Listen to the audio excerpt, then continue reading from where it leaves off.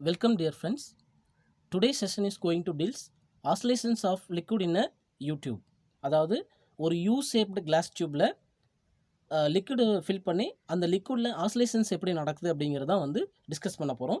So இந்த எக்ஸ்பெரிமெண்ட்டுக்கு நம்ம வந்து என்ன பண்ணலாம் அப்படின்னு சொல்லி பார்த்தீங்கன்னா ஒரு U-shaped glass tube வந்து எடுத்துக்கிறோம். சரிங்களா, இது மாதிரி ஒரு glass tube எடுத்தாச்சு. It consist of 2 arms. பாருங்கள், இந்த 2 arms இருக்குதுக்கு. சரிங்களா, ரைட் சைடு ஒன்று, லெஃப்ட் சைடு ஒன்று, 2 ஆர்ம்ஸ் இருக்குது. சரிங்களா, ஓகே. இப்போது இந்த 2 ஆர்ம்ஸோடைய ஏரியா ஆஃப் கிராஸ் செக்ஷன் வந்து வில் பி சேம். அது எவ்வளோ என்ன எடுத்துக்கணும், கேபிட்டல் ஏ அப்படின்னு சொல்லி எடுத்துக்கிறேன். சரிங்களா, area of the cross section will be A. ஓகேங்களா, சரி. இப்போ இந்த ஆர்ம்ஸில் நம்ம என்ன பண்ணுறோம் அப்படின்னு சொல்லி பார்த்தீங்கன்னா ஒரு லிக்விடை போர் பண்ணுறோம். அந்த லிக்விடோடைய நேச்சர் எப்படி இருக்குது அப்படின்னு சொல்லி பார்த்தீங்கன்னா இட் இஸ் அண்ட் நான் viscous liquid and incompressible liquid. சரிங்களா, அந்த லிக்விடோடைய டென்சிட்டி ரோ அப்படின்னு சொல்லி எடுத்துக்கலாம். நல்லா புரிஞ்சுக்கோங்க. நான் வந்து இந்த யூ ஷேப்டு டியூப்பில் நான் விஸ்கஸ் லிக்விட், அதனுடைய டென்சிட்டி ரோ, அது வந்து இன்கம்ப்ரெசிபிள் லிக்விடாகவும் இருக்கிற மாதிரி எடுத்துக்கிறேன். சரிங்களா, இது எவ்வளோ ஹைட்டுக்கு நான் போர் பண்ணுறேன் அப்படின்னா இந்த டியூப்பில் இதனுடைய பாட்டமில் இருந்து ஹெச்சுங்கிற ஹைட்டுக்கு நான் ஃபில் பண்ணுறேன். ஓகேங்களா, ஸோ இவ்வளோ ஹைட் வந்து லிக்விடை போர் பண்ணியிருக்கோம். ஓகேங்களா, இட் இஸ் அன் இன்கம்ப்ரெசிபிள் அப்படிங்கிறது நம்ம சொல்லியிருக்கோம். ஓகேங்களா, ரைட். அப்போ ஹெச்சுங்கிற ஹைட்டுக்கு வரைக்கும் நம்ம வந்து என்ன பண்ணியாச்சு, லிக்விடை போர் பண்ணியாச்சு. ஓகே, இப்போது இந்த லிக்விட் வந்து அந்த டியூபும் லிக்விடும் எந்த ஒரு டிஸ்டர்பன்ஸும் இல்லாமல் ஸ்டாண்டர்டாக இருக்குது அப்படின்னா இதில் இருக்கக்கூடிய இந்த லிக்விடோடைய லெவல்ஸ் வில் பி ஈக்குவலாக இருக்கும். ஓகேங்களா, நம்ம டியூபையும் அந்த உள்ளுக்குள்ளே இருக்கக்கூடிய லிக்விடையும் டிஸ்டர்ப் பண்ணாமல் இருக்கும்போது அப்போது ஓங்கிற ஈக்குலிபிரியம் பொசிஷனில் 2 ஆர்ம்ஸ்லேயும் ஈக்குவலாக லிக்விட் வந்து ரெஸ்ட் ஸ்டேட்டில் இருக்கும். ஓகேங்களா, ரைட். அதாவது இதிலேருந்து நம்ம என்ன சொல்ல வரோம் அப்படின்னு சொல்லி பார்த்தீங்கன்னா இந்த ப்ரெஷருக்குள்ளே எந்த ஒரு பாயிண்ட்லேயும் நம்ம வந்து இந்த லிக்விடுக்குள்ளே எந்த ஒரு பாயிண்ட்லேயும் நம்ம வந்து ப்ரெஷரை செக் பண்ணோம் அப்படின்னா ஈக்குவலாக இருக்கும் அப்படிங்கிறது இங்கே மீனிங். அதனால தான் வந்து நம்ம வந்து ஈக்குலிபிரியம் ஹைட்டில் வந்து இருக்குது அப்படிங்கிறத நம்ம சொல்லியிருக்கோம். ஓகேங்களா, அப்போ இந்த இடத்துல ப்ரெஷர் செக் பண்ணாலும், இங்கே ப்ரெஷர் செக் பண்ணாலும், இந்த சைடு ப்ரெஷர் செக் பண்ணாலும், இந்த பாயிண்டில் ப்ரெஷர் செக் பண்ணாலும் இந்த லிக்விடில் எந்த இடத்துலையுமே ப்ரெஷர் வில் பி சேம். சரிங்களா, அதே போல் ஆர்ம்ஸுடைய அவுட்டரில் இங்கே நம்ம செக் பண்ணோம் அப்படின்னா, அதாவது எந்த பாயிண்ட் அப்படின்னா காட்டுறேன் பாருங்கள், இந்த பாயிண்டில் நமக்கு வந்து ப்ரெஷர் எந்த அளவுக்கு இருக்கும் அப்படின்னு சொல்லி பார்த்தீங்கன்னா அட்மாஸ்பியரிக் ப்ரெஷருக்கு ஈக்குவலாக இருக்கும். சரிங்களா, அப்போ இந்த ஈக்குலிபிரியம் பாயிண்டில் ப்ரெஷர் வில் பி அட்மாஸ்பியரிக் ப்ரெஷருக்கு ஈக்குவல். அப்போ அட்மாஸ்பியரிக் ப்ரெஷருக்கு ஈக்குவல் அப்படின்னா 2 ஆர்ம்ஸ்லேயும் லிக்விடோடைய லெவல் ஈக்குவலாக இருக்கும் அப்படிங்கிற நம்ம இங்கே வந்து இந்த கருத்தை நம்ம முன் வச்சுக்கலாம். சரிங்களா, ஓகே. இப்போ பாருங்கள், அப்போ லிக்விடோடைய லெவல் சேம், அந்த ஆர்ம்ஸில் வந்து ப்ரெஷரோடைய லெவலும் சேமாக இருந்திருக்கு. ரைட். இப்போ நம்ம என்ன பண்ணலாம் அப்படின்னா ஏதாவது ஒரு ஆர்மில் ஏரை ப்ளோ பண்ணுறோம்.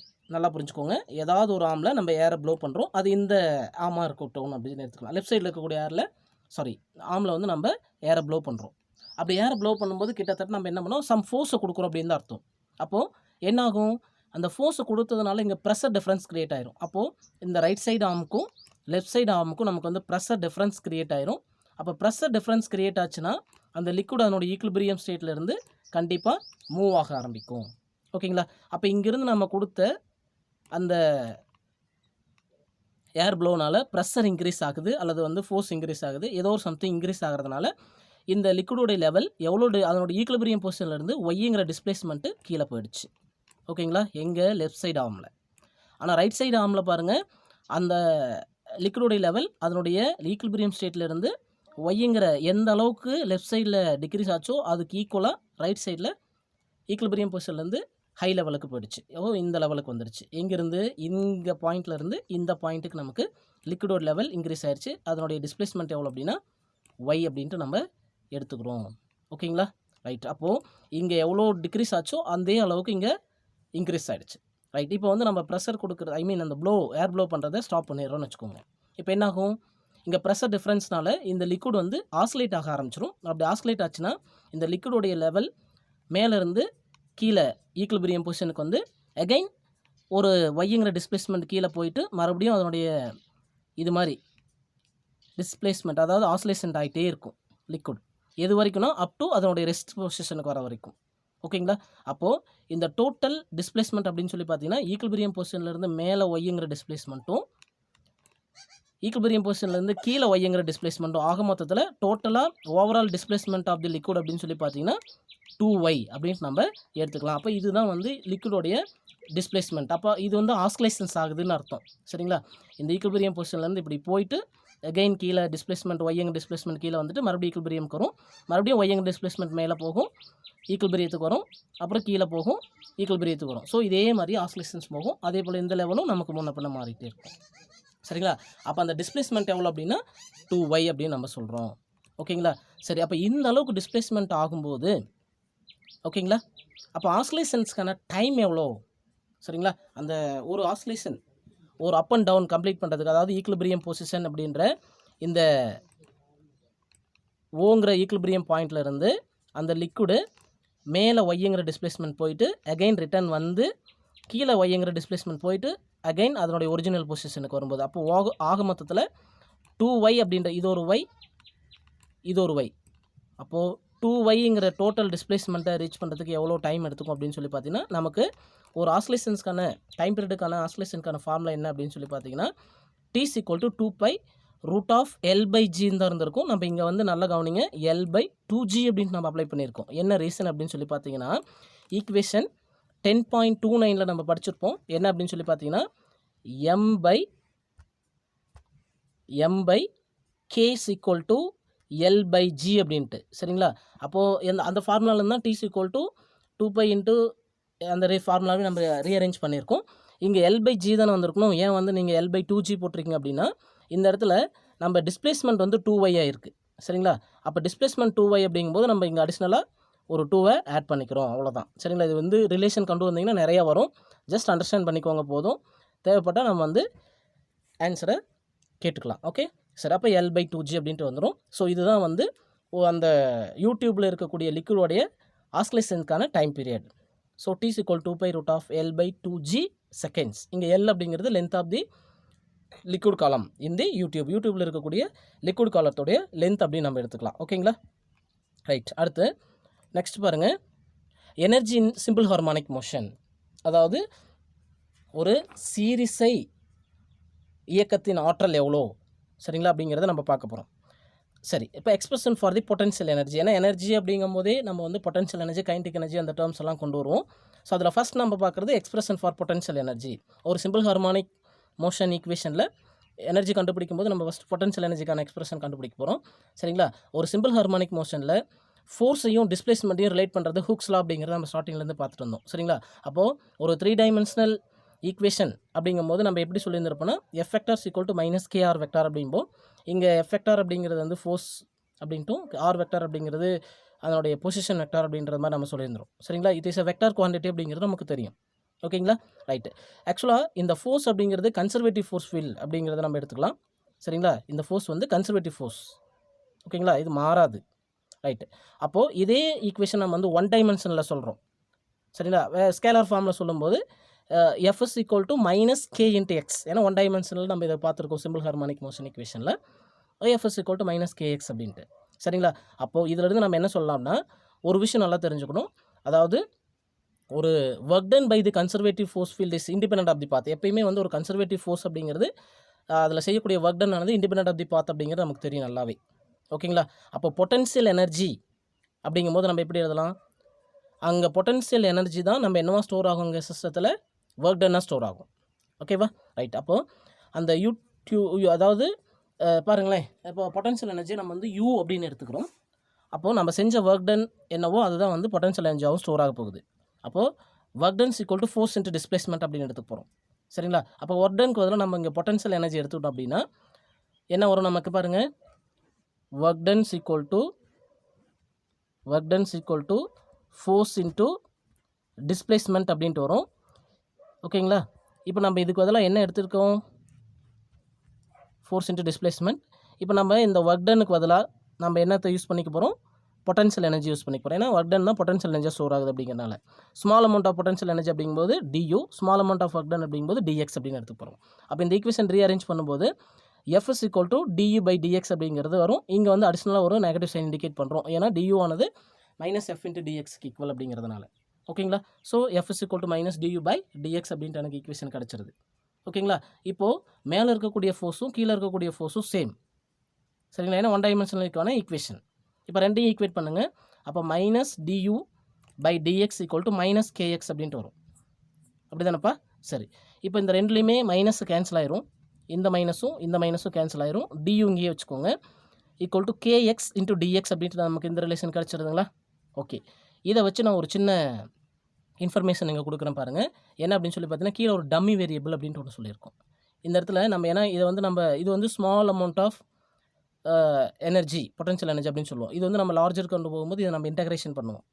ஓகேங்களா? அப்படி இன்டகிரேஷன் பண்ணும்போது நம்ம வேரியபிள்ஸ் வந்து டம்மி வேரியபிள்ஸ் அப்படின்ட்டு ஒன்று யூஸ் பண்ணுவோம். சரிங்களா? அந்த டம்மி வேரியபிள்னால் என்ன அப்படின்னு சொல்லி பார்க்கலாம். ஒன்றும் கிடையாது. இப்போ எக்ஸுக்கு பதிலாக நான் எக்ஸ் ப்ரைம் அப்படின்னு சொல்லி நான் எடுத்திருக்கேன். சரிங்களா? இந்த எக்ஸுக்கு மேலே ஒரு இது மாதிரி எக்ஸுக்கு மேலே ஒரு இதுக்கு மேலே போட்டாங்கன்னா அது எக்ஸ் டேஷ்னு சொல்லுவாங்க, அல்லது எக்ஸ் ப்ரைம் அப்படின்னு சொல்லுவோம். இதை டம்மி வேரியபிளாக நம்ம எடுத்துக்கிறோம். ஏன் டம்மி வேரியபிளாக எடுத்துக்கிறோம் அப்படின்னு சொல்லி பார்த்தீங்கன்னா, இப்போ நம்ம எனர்ஜி கண்டுபிடிக்கும் போகும்போது அதனுடைய லிமிட்ஸ் இருக்கும். Minimum limit to maximum limit அப்படின்ட்டு. ஸோ அந்த லிமிட் வேல்யூ அப்ளை பண்ணும்போது எந்த டேர்மை நம்ம யூஸ் பண்ணாலும் நமக்கு அதுதான் ரிசல்ட்டாக வரப்போகுது தவிர இந்த டம்மி வேரியபிளை டிபெண்ட் பண்ணி இருக்காது அப்படிங்கிறதுனால. இப்போ பாருங்களேன், ஃபார் எக்ஸாம்பிள் இன்டகரல் டி டிடியை நான் இன்டகிரேஷன் பண்ணுறேன், அல்லது எக்ஸ் டிஎக்ஸ் இன்டகிரேஷன் பண்ணுறேன், ஆர் பி டிபியை வந்து இன்டகிரேஷன் பண்ணுறேன். எதை பொறுத்துனா அதனோட லிமிட் 0 to y. சரிங்களா? அப்போ டீயை நான் வந்து இன்டகிரேஷன் பண்ணால் எனக்கு கிடைக்கிறது என்ன அப்படின்னு சொல்லி பார்த்தீங்கன்னா t²/2 அப்படின்ட்டு வரும். இதனோட லிமிட் வேல்யூ 0 to y. அதே போல் இந்த எக்ஸை வந்து இன்டகிரேஷன் பண்ண அப்படின்னா x²/2 இதனோட லிமிட் வந்து 0 to x அப்படின்ட்டு வரும். ஓகேங்களா? Sorry, x to y. அடுத்ததாக இந்த பியை நான் இன்டகிரேஷன் பண்ணேன்னா எனக்கு என்ன வரும்? p²/2 லிமிட் வந்து பார்த்திங்கன்னா 0 to y அப்படின்ட்டு வரும். எல்லாத்துக்குமே லிமிட் வந்து சேமாக இருக்கிறதுனால இந்த டீங்கிற டேர்முக்கு பதிலாக நல்லா புரிஞ்சுக்கோங்க, இங்கே டீங்கிற டேர்முக்கு பதிலாக ஒய்ன்னு யூஸ் பண்ண போகிறோம், இங்கே எக்ஸுங்கிற டேர்முக்கு பதிலாக ஒய் யூஸ் பண்ண போகிறோம், இங்கே பிங்கிற டேர்முக்கு பதிலாக ஒய் யூஸ் பண்ண போகிறோம். எதில் பார்த்தாலும் எனக்கு என்ன ஆன்சர் வரப்போகுது? y²/2 தான் வரப்போகுது ஆன்சர். சரிங்களா? ஸோ அதனால் தான் அந்த டேர்ம்ஸ் வந்து நம்ம என்னென்னு சொல்லணும்னா டம்மி வேரியபிள்ஸ் அப்படின்னு நம்ம சொல்கிறோம். ஏன்னா ஆன்சர் வந்து சேமாக தான் வரப்போகுது அப்படிங்கிறதுக்காக. ஓகே, இங்கேயும் நான் வந்து டம்மி வேரியபிள் யூஸ் பண்ண போகிறேன். அப்போது இதை இன்டகிரேஷன் பண்ணும்போது u எனக்கு கிடச்சிரும். சரிங்களா? அப்போது ஆக்சுவலாக இந்த இடத்துல நம்ம வந்து செய்யக்கூடிய ஒர்க் டன் அப்படிங்கிறது நம்ம ஒரு ஃபோர்ஸ் கொடுத்தோம், அந்த ஃபோர்ஸ்னால் ஒரு ஆப்ஜெக்ட் வந்து டிஸ்பிளேஸ்மெண்ட் ஆச்சு. சரிங்களா? அப்போ ஒரு ஃபோர்ஸ்னால் டிஸ்பிளேஸ்மெண்ட் ஆனாலே நம்ம வந்து அந்த ஒர்க் டன் அப்படின்னு சொல்லி எடுத்துக்கோம். சரிங்களா? அந்த ஒர்க் டன் தான் பொட்டன்ஷியல் எனர்ஜி ஸ்டோர் ஆகுதுங்கிறதே நம்ம சொல்லியிருக்கோம். இதை ஒரே ஒரு ஒன் டைமென்ஷனுக்கு மட்டும் நம்ம பேசுகிறதுனால u of x is equal to integral 0 to x. இங்கே பாருங்கள், நம்ம முன்னாடி பார்த்துருந்த டேர்ம் kx dx அப்படின்ற டேர்ம் அப்படியே யூஸ் பண்ண போகிறேன். kxக்கு பதிலாக எக்ஸ் டேஷ், டிஎக்ஸுக்கு பதிலாக டிஎக்ஸ் டேஷ் அப்படின்னு யூஸ் பண்ணியிருக்கேன். அதாவது ப்ரைம் அப்படின்னு சொல்லுவான். ஓகேங்களா? இப்போ கேங்கிறது கான்ஸ்டன்ட் வெளியே எடுத்துக்கோங்க. எக்ஸ் டிஎக்ஸ் இன்டெக்ரல் பண்ணோம் அப்படின்னா நமக்கு X dash square X prime square /2 அப்படின்ட்டு வரும். இது மாதிரி அப்போ லிமிட்ஸ் அப்ளை பண்ணுங்கள். எக்ஸுக்கு பதிலாக வந்து எக்ஸ்னே யூஸ் பண்ண போகிறோம், எக்ஸ் டேஷ்க்கு பதிலாக. அப்போ 1/2 kx² அப்படின்ட்டு வரப்போகுது. ஸோ இதுதான் வந்து பார்த்தீங்கன்னா என்னது, அந்த சிஸ்டத்தில் ஸ்டோர் பண்ண பொட்டன்ஷியல் எனர்ஜி. இதுதான் ஈக்குவல் டு ஒர்க் டன் அப்படின்னும் நம்ம எடுத்துக்கலாம். ஓகேங்களா? ரைட். அடுத்ததாக இப்போ இந்த ஈக்குவேஷனை மறுபடியும் ஃபர்தராக நான் சிம்பிளிஃபை பண்ணுறேன். அதுக்காக நான் என்ன பண்ண போகிறேன்னா ஈக்குவேஷன் 10.22 10.22 என்ன சொல்லியிருக்கு அப்படின்னு சொல்லி பார்த்தீங்கன்னா omega equal to root of omega equal to square root of k/m அப்படின்ற ஈக்குவேஷன்லேருந்து. சரிங்களா? Omega square equal to k/m அப்படின்ட்டு வந்திருக்கும். எனக்கு k equal to omega square m அப்படின்ட்டு வரும். ஸோ இந்த டேர்ம் எங்கேருந்து வந்திருக்குன்னா இந்த ரிலேஷன்லேருந்து வந்திருக்கு. ஓகேங்களா? ஸோ கேக்கு பதிலாக நான் m ஒமேகா ஸ்கொயர் அப்படின்ட்டு யூஸ் பண்ண போகிறேன். அப்போ u of x equal to 1/2 m omega square x² அப்படின்ட்டு கிடச்சிருக்கு இந்த டேர்ம். சரிங்களா? சரி, இந்த இதில் ஒமேகா அப்படிங்கிறது என்ன அப்படின்னு சொல்லி பார்த்தீங்கன்னா natural frequency of the system, அந்த சிஸ்டத்தோடைய ஆஸ்லேட்டிங் சிஸ்டத்தோடைய நேச்சுரல் ஃப்ரீக்வன்சி. ஓகேங்களா? ரைட். இப்போது ஒரு பார்ட்டிக்கல் வந்து ஒரு சிம்பிள் ஹார்மானிக் மோஷனுக்கு அண்டர்கோ ஆகும்போது அதனுடைய டிஸ்பிளேஸ்மெண்ட்டுக்கான ஈக்குவேஷன் நம்ம ஸ்டார்டிங்லேயே படிச்சிருப்போம். x is equal to a sin omega t அப்படின்ட்டு. ஓகேங்களா? ரைட்டு. இப்போ டைமை பொறுத்து அதனுடைய பொட்டன்ஷியல் எனர்ஜி எப்படி இருக்கும் அப்படின்னு சொல்லி பார்த்தீங்க அப்படின்னா என்ன பண்ண போகிறோம், நீங்கள் ஒன்றும் இல்லை, இந்த ஆல்ரெடி நமக்கு ஏக்கு வந்து பொட்டன்ஷியல் எனர்ஜிக்கான ஃபார்முலா மட்டும் என்ன இருக்குங்க பாருங்கள், 1/2 m ஒமேகா ஸ்கொயர்னு இருக்கா, அதே 1/2 m ஒமேகா ஸ்கொயர் போட்டாச்சு. எக்ஸ் ஸ்கொயருக்கு பதிலாக இங்கே டிஸ்பிளேஸ்மெண்ட்கான ஈக்குவேஷன் அப்ளை பண்ணுங்கள், a² sin² omega t அப்படின்ட்டு வந்துடும். ஸோ இதுதான் வந்து என்னது, டைமை டிபெண்ட் பண்ணி பொட்டன்ஷியல் எனர்ஜிக்கான ஈக்குவேஷன். சரி, இப்போ நம்ம இந்த ரிலேஷனுக்கு நம்ம sin² கர்வ் ட்ரா பண்ணலாம். எந்த ரிலேஷனுக்குன்னா இந்த கண்டிஷனுக்கு நம்ம sin² கர்வ் ட்ரா பண்ணோம் அப்படின்னு சொல்லி பார்த்தீங்கன்னா சைன் ஸ்கொயர் கர்வ் இது மாதிரி கிடைக்கும். ஆக்சுவலாக சைன் கர்வ் எப்படி இருக்கும் அப்படின்னா நமக்கு நெகட்டிவ் இப்படி இருக்கும். சைன் கர்வ் வந்து நல்லா கவனிங்க, இப்படி இருக்கும். பாசிட்டிவ் நெகட்டிவ் அப்படின்ட்டு, இது பாசிட்டிவ் இது நெகட்டிவ் அப்படின்ட்டு நமக்கு போகும். ஆனால் இங்கே வந்து சைன் ஸ்கொயர் கர்வ் எப்பயுமே வந்து நமக்கு பாசிட்டிவாக தான் இருக்கும். ரீசன் என்ன அப்படின்னு சொல்லி பார்த்தீங்கன்னா, இந்த இடத்துல பாருங்களேன், இங்கே அவங்க ரிலேஷன் கொடுத்துருக்காங்க. அதாவது இனிஷியலாக சைன் தீட்டாவோட வேல்யூ, அதாவது டீக்கு வந்து 0 வேல்யூ அப்ளை பண்ணுங்கள். டி 0 அப்படின்னா தீட்டாவோட வேல்யூ 0. அப்போது சைன் 0வோட வேல்யூ 0. அப்போது அதனுடைய ஸ்டோர்டு பொட்டன்ஷியல் எனர்ஜி 0வாக இருக்குது. அடுத்தது டீயோட வேல்யூ T/4 அப்படின்ட்டு அப்ளை பண்ணுங்கள். சரிங்களா? T/4னா தீட்டாவோட வேல்யூ வந்து 90 டிகிரி, π/2 அப்படின்ட்டு வரும். சரிங்களா? சைன் π/2ஓட வேல்யூ 1. அப்போ 1ங்கும் போது 1/2 m⍵² a² அப்படின்ட்டு கிடைக்கும். ஸோ மேக்ஸிமம் பொட்டன்ஷியல் எனர்ஜி பாசிட்டிவில் கிடைக்கும். சரிங்களா? அகைன் சைனோடைய வேல்யூ நம்ம வந்து அடுத்தது டீக்கு வந்து T/2ன்னு அப்ளை பண்ண போகிறீங்க. T/2னா பையோட ஆங்கிளோட வேல்யூ எவ்வளோனா பை அப்படின்ட்டு வரும். அப்போ சைன் பையோட வேல்யூ 0. அப்போ டோட்டலாக வந்து எனக்கு பொட்டன்ஷியல் எனர்ஜி 0 ஆயிடுது. ஸோ இது வந்து பாருங்கள், இது ஒரு ஹாஃப் சைக்கிளுக்கு T/2ங்கிற டைம் இன்டர்வலில் எனக்கு ஒரு சைக்கிள் கிடச்சதா, அதே அடுத்த T/2ங்கிற டைம் இன்டர்வலில் எனக்கு இதே மாதிரி ஃபார்ம் கிடச்சிட்டே இருக்கும். So every half of the டீக்கு எனக்கு வந்து இந்த சைக்கிள் ரிப்பீட்டடாக நடந்துகிட்டே இருக்கிறனால இது ஒரு பீரியாடிக் ஃபங்க்ஷன் அப்படின்ட்டு கூட நான் சொல்லலாம். ஓகே, இப்போ நமக்கு தெரிஞ்சிருக்கும். ஸோ இதனுடைய எனர்ஜி டைமை பொறுத்து எப்படி வந்து வேரி ஆகுது அப்படிங்கிறத நம்ம ஸ்டடி பண்ணியிருக்கோம். ரைட்? ஓகே, அடுத்ததாக பாருங்கள், இப்போ கைனடிக் எனர்ஜி நம்ம கால்குலேட் பண்ண போகிறோம். இப்போ கைனடிக் எனர்ஜியை கால்குலேட் பண்ணுறதுக்கு நம்ம கைனடிக் எனர்ஜிக்கான ஃபார்முலா 12mv(x²). ஏன்னா எக்ஸ் டைரக்ஷன் தான் நம்ம பேசிகிட்ருக்கோம். ஓகே, சரி. அப்போ இந்த ஈக்குவேஷனை 1/2 m இன்ட்டு இதை v, அதாவது வெலாசிட்டியை displacement with respect to time அப்படின்னு சொல்லி எடுத்துக்கிட்டோம்னா dx/dt² அப்படின்னு சொல்லி எடுத்துக்கலாம். சரிங்களா? அப்போது ஒரு பார்ட்டிகிள் வந்து சிம்பிள் ஹார்மானிக் மோஷனில் அண்டர்கோவில் இருக்கும்போது நம்ம டிஸ்பிளேஸ்மெண்ட்டுக்கான equation x = a sin ωt அப்படின்னு சொல்லி எடுத்துக்கோங்களா? சரி, அப்போது இதில் நம்ம வெலாசிட்டி வேணும்னா dx/dtன்னு சொல்லுவோம். அப்போ displacement with respect to time = இதை டைமை டிபெண்ட் பண்ணி டிஃப்ரென்ஷியேஷன் பண்ணோம் அப்படின்னா எனக்கு என்ன வரும்? a cos ωt அப்படின்ட்டு கிடைக்கும். இது ஆல்ரெடி நம்ம சிம்பிள் ஹார்மானிக் மோஷனில் இந்த ஈக்குவேஷனை டெரைவ் பண்ணி கொண்டு வந்திருக்கோம். அப்போது a cos ω 1 - sin square ω √1 - sin square ωன்னு எழுதலாம். சரிங்களா? அப்போ sin ωt x/a அப்படின்ட்டு எழுதலாம். அப்போ 1 - சைனுக்கு பதிலாக x/a இந்த ஹோல் ஸ்கொயருக்கு ஸ்கொயர் போட்டாச்சு.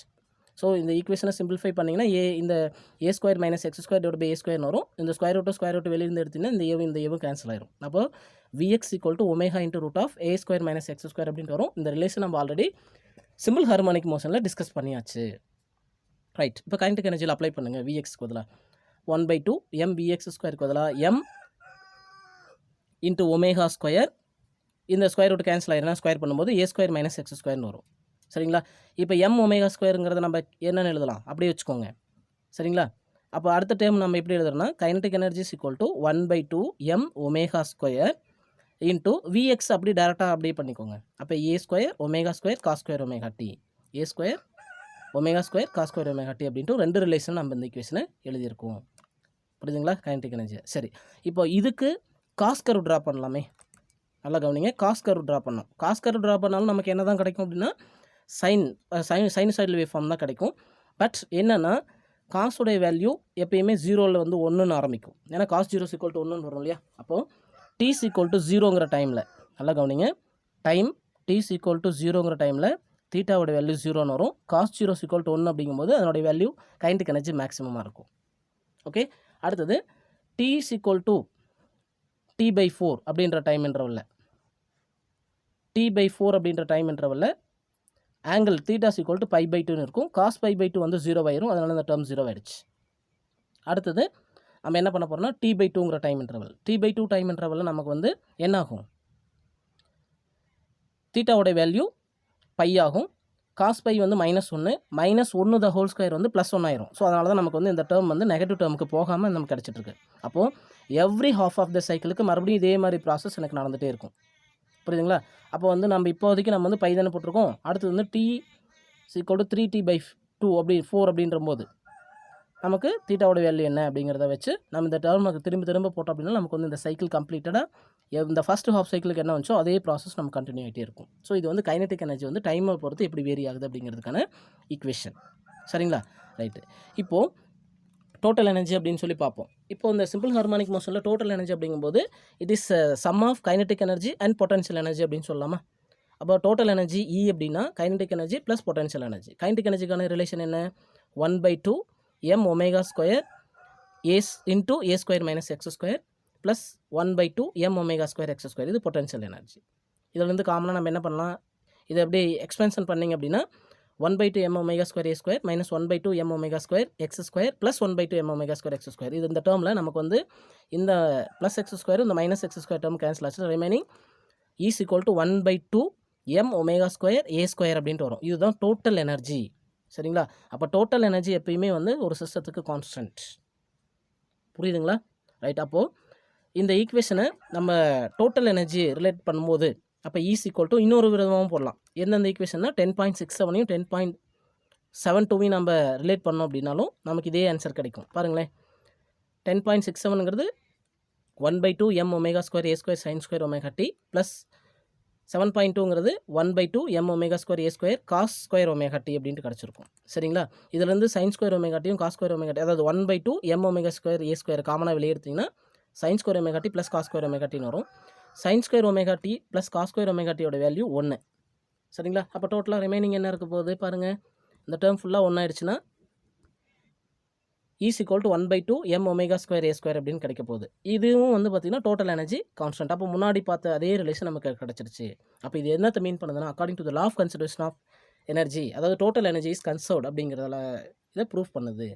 சரிங்களா? அப்போது டோட்டல் எனர்ஜி, அதாவது கைனடிக் எனர்ஜி பொட்டன்ஷியல் எனர்ஜி ரெண்டையுமே நம்ம டோட்டலாக டைமை டிபெண்ட் பண்ணி எப்படி வேரி ஆகுதுன்னு சொல்லி பார்த்தோம்னா, இங்கே பாருங்கள், இந்த க்ரீன் கலரில் கொடுத்துருக்கிறது கைனடிக் எனர்ஜி.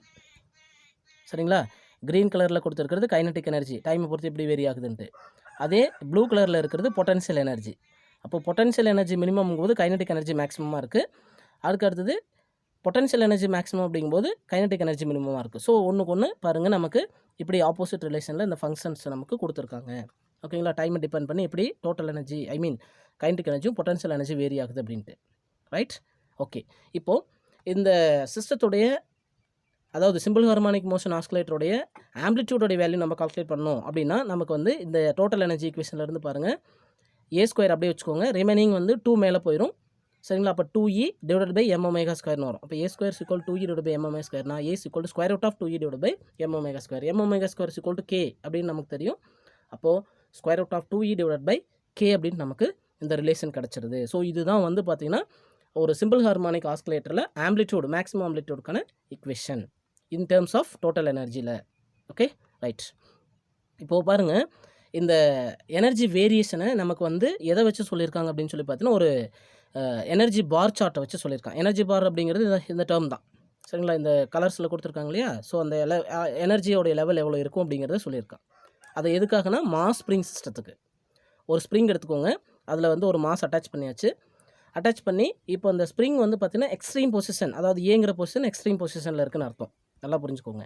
இது வந்து எக்ஸ்ட்ரீம் பொசிஷன், ரைட் சைடில் எக்ஸ்ட்ரீம் பொசிஷனில் இருக்குது. அப்போ எக்ஸ்ட்ரீம் பொசிஷனில் இது வந்து ரெஸ்ட்டில் இருக்கும் இல்லைங்களா? அப்படி ரெஸ்ட்டில் இருக்கும்போது இந்த ஆப்ஜெக்ட்டுக்கு என்ன இருக்காதுன்னா வெலாசிட்டி 0. சரிங்களா? வெலாசிட்டி 0 அப்படிங்கும்போது அதனுடைய டிஸ்பிளேஸ்மெண்ட் வந்து மேக்ஸிமம். சரிங்களா? இப்போ டிஸ்பிளேஸ்மெண்ட் மேக்ஸிமம் அப்படிங்கும்போது அந்த எனர்ஜி, டோட்டல் எனர்ஜி எல்லாமே பொட்டன்ஷியல் எனர்ஜியாக தான் இருக்கும்.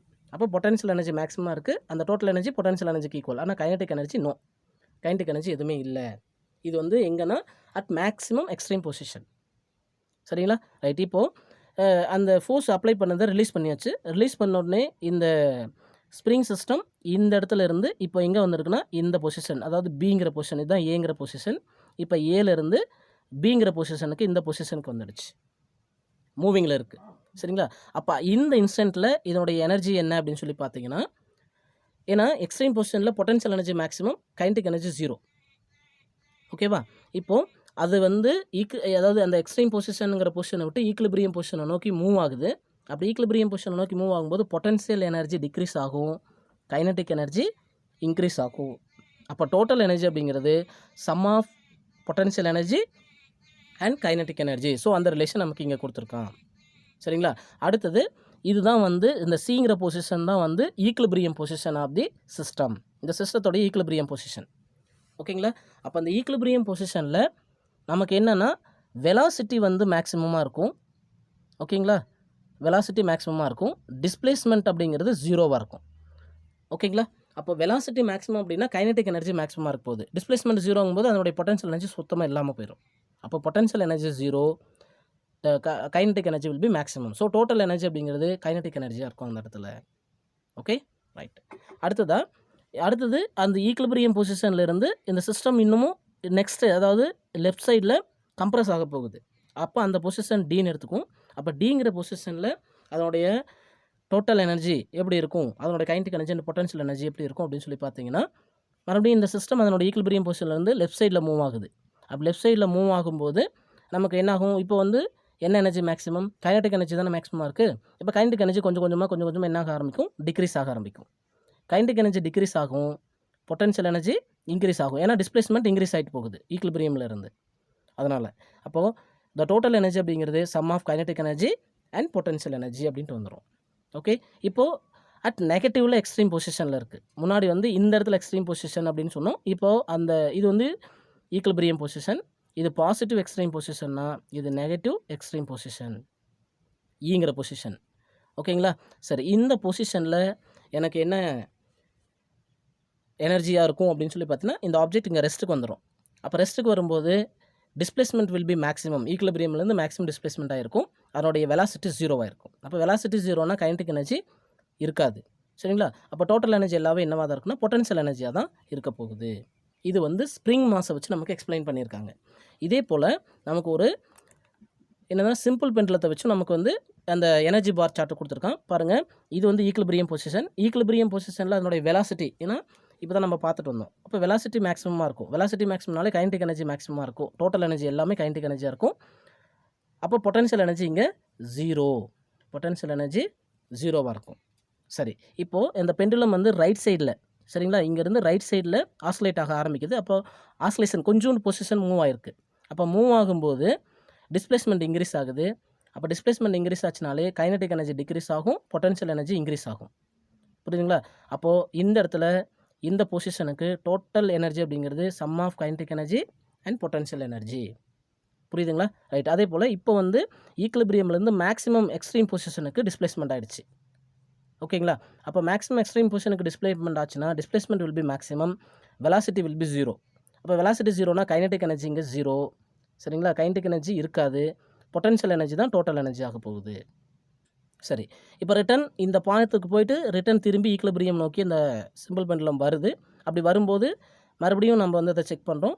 அப்போ வரும்போது என்னாகும், இப்போது கைனடிக் எனர்ஜி கொஞ்சம் கொஞ்சமாக இன்க்ரீஸ் ஆகிட்டு வரும், பொட்டன்ஷியல் எனர்ஜி டிக்ரீஸ் ஆகிட்டே வரும். அப்போ டோட்டல் எனர்ஜிங்கிறது sum of kinetic energy and potential energy அப்படின்னு சொல்லலாம். ரைட். அடுத்தது வந்து பார்த்திங்கன்னா இப்போ ஈக்லிபிரியம் பொசிஷனுக்கு மறுபடியும் வந்துருச்சு. அப்போ ஈக்லிபிரியம் பொசிஷனில் வெலாசிட்டி மேக்ஸிமம். அப்போ வெலாசிட்டி மேக்ஸிமம்னா ஸ்டார்டிங்கில் ஃபஸ்ட் பாயிண்டில் சொன்ன அதே கான்செப்ட் வரும். அப்போ பொட்டன்ஷியல் எனர்ஜியே இருக்காது, அப்போ ஜீரோ ஆயிரும். டோட்டல் எனர்ஜிங்கிறது கைனடிக் எனர்ஜிக்கு ஈக்குவல். இப்போ மறுபடியும் இது வந்து லெஃப்ட் சைடில் மூவ் ஆக ஆரம்பிக்குது ஈக்லிபிரியம் பொசிஷன்லேருந்து. அப்போ மூவ் ஆக ஆரம்பிக்கும் போது பொட்டன்ஷியல் எனர்ஜி மினிமம் ஜீரோவாக இருந்ததா, கைனடிக் எனர்ஜி மேக்ஸிமம் இருந்தால், இப்போ கைனடிக் எனர்ஜி டிக்ரீஸ் ஆக ஆரம்பிச்சிடும், பொட்டன்ஷியல் எனர்ஜி இன்க்ரீஸ் ஆக ஆரம்பிச்சிடும். அப்போ total energy of the system அப்படிங்கும்போது sum of kinetic energy and potential energy அப்படின்ட்டு வரும். சரிங்களா? இப்போ நெகட்டிவ் மேக்ஸிமம்க்கு இந்த பெண்டுலம் வந்து அந்த பாப் வந்து ஏதாவது டிஸ்பிளேஸ்மெண்ட் ஆகிடுச்சு. அப்போ எக்ஸ்ட்ரீம் பொசிஷன் நெகட்டிவ் சைடில் இருந்தாலும் நமக்கு வந்து என்னென்னா டிஸ்பிளேஸ்மெண்ட் வில் பி மேக்ஸிமம் அப்படிங்கிறதுனால potential energy maximum, kinetic energy இங்கே ஜீரோ ஆயிரும். ஏன்னா displacement will be velocity will be zero அப்படிங்கிறதுனால. அப்போ டோட்டல் எனர்ஜிங்கிறது பொட்டன்ஷியல் எனர்ஜிக்கு equal at extreme position. Okay, சரி, மறுபடியும் இது ரிட்டர்ன் வருது.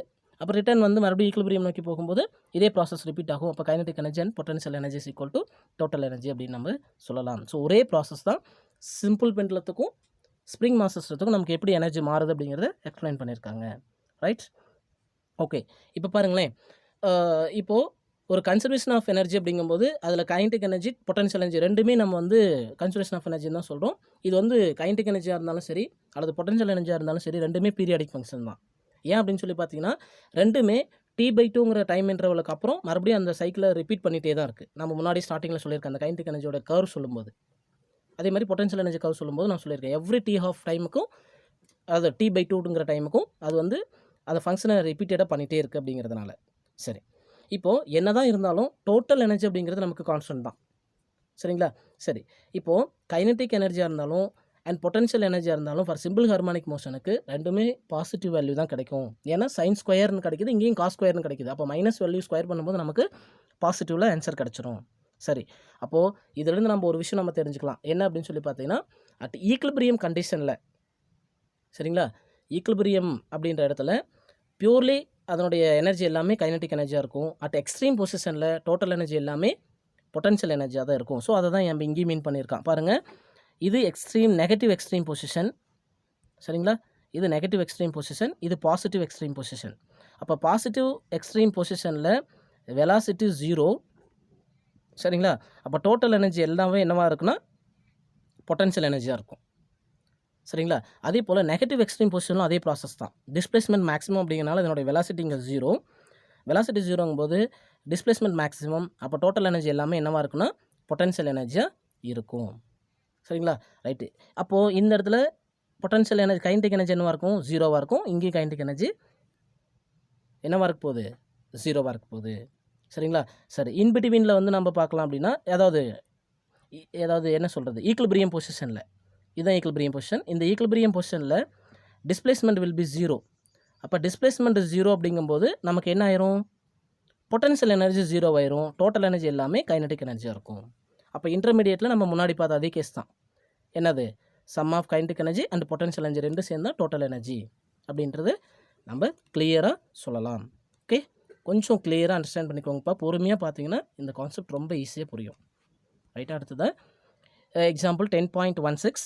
Compute the position of the oscillating particle when its kinetic energy and potential energy are equal. சரிங்களா, ஒரு ஆஸ்குலேட்டிங் பார்ட்டிகளுடைய கைனடிக் எனர்ஜியும் பொட்டன்ஷியல் எனர்ஜியும் ஈக்குவலாக இருக்கும்போது அதனுடைய பொசிஷன் என்ன அப்படின்னு சொல்லி கேட்குறான். நமக்கு வந்து கைனடிக் எனர்ஜி அண்டு பொட்டன்ஷியல் எனர்ஜிக்கான ஈக்குவேஷன் நம்மகிட்ட இருக்கு இல்லையா, அப்போ அப்ளை பண்ணுங்கள். Kinetic energy is equal to 1/2 m omega square into a square minus x squareங்கிறது ஃபார்முலா. பொட்டன்ஷியல் எனர்ஜிக்கு 1/2 m omega square x squareங்கிறது ஃபார்முலா. ஸோ இது ரெண்டையும் கேன்சல் பண்ணி நமக்கு ரிமைனிங் என்ன இருக்கும் அப்படின்னா 1/2 m omega square a square, sorry, இந்த டேர்மில் நம்ம ஆமாம் 1/2 கேன்சல் ஆச்சுன்னா a square minus x square is equal to x square அப்படின்ட்டு ரிமைனிங் இருக்கும். ஓகேங்களா, ரைட். இப்போது இதில் இந்த மைனஸ் எக்ஸ் ஸ்கொயர் அந்த சைடு போச்சுன்னா ப்ளஸ் எக்ஸ் ஸ்கொயர் ஆயிரும். அப்போ 2x square is equal to a ஸ்கொயர்னு வரும். எனக்கு வேணுங்கிறது ஏ தான், சாரி எக்ஸ் தான். அப்போ x square equal to a square divide by 2ன்னு வரும். X is equal to plus or minus a by √2 அப்படின்னு கிடைக்கும். ஸோ இதுதான் வந்து பார்த்தீங்கன்னா அந்த பொசிஷன் ஆஃப் தி பார்ட்டிகிள். ஓகேங்களா, நெக்ஸ்ட்டு டைப்ஸ் ஆஃப் ஆசிலேஷன்ஸ். முன்னாடி ஆசிலேஷன்ஸ்னால் நம்ம வந்து எந்த ஒரு ஆப்ஜெக்ட்டும் அதனுடைய ஈக்லிபிரியம் பொசிஷனை சென்டர் பாயிண்ட்டாக வச்சுட்டு அப் அண்ட் டவுன்லேயோ டூ அண்ட் ஃப்ரோலையோ நமக்கு ஆசிலேஷன் ஆச்சுன்னா அதுதான் ஆசிலேஷன்ஸ் அப்படின்னு சொல்லுவோம். இதில் நிறைய டைப்ஸ் இருக்குது. அதில் வந்து பார்த்திங்கன்னா ஃபஸ்ட்டு ஃப்ரீ ஆசிலேஷன்ஸ்னால் என்னென்னு சொல்லி பார்க்கலாம். இப்போ ஃப்ரீ ஆசிலேஷன்ஸ் அப்படிங்கிறது என்னென்னா, ஒரு ஆசிலேட்டர் வந்து ஆசிலேட் ஆகிறதுக்கு அலோவ் பண்ணுறோம்.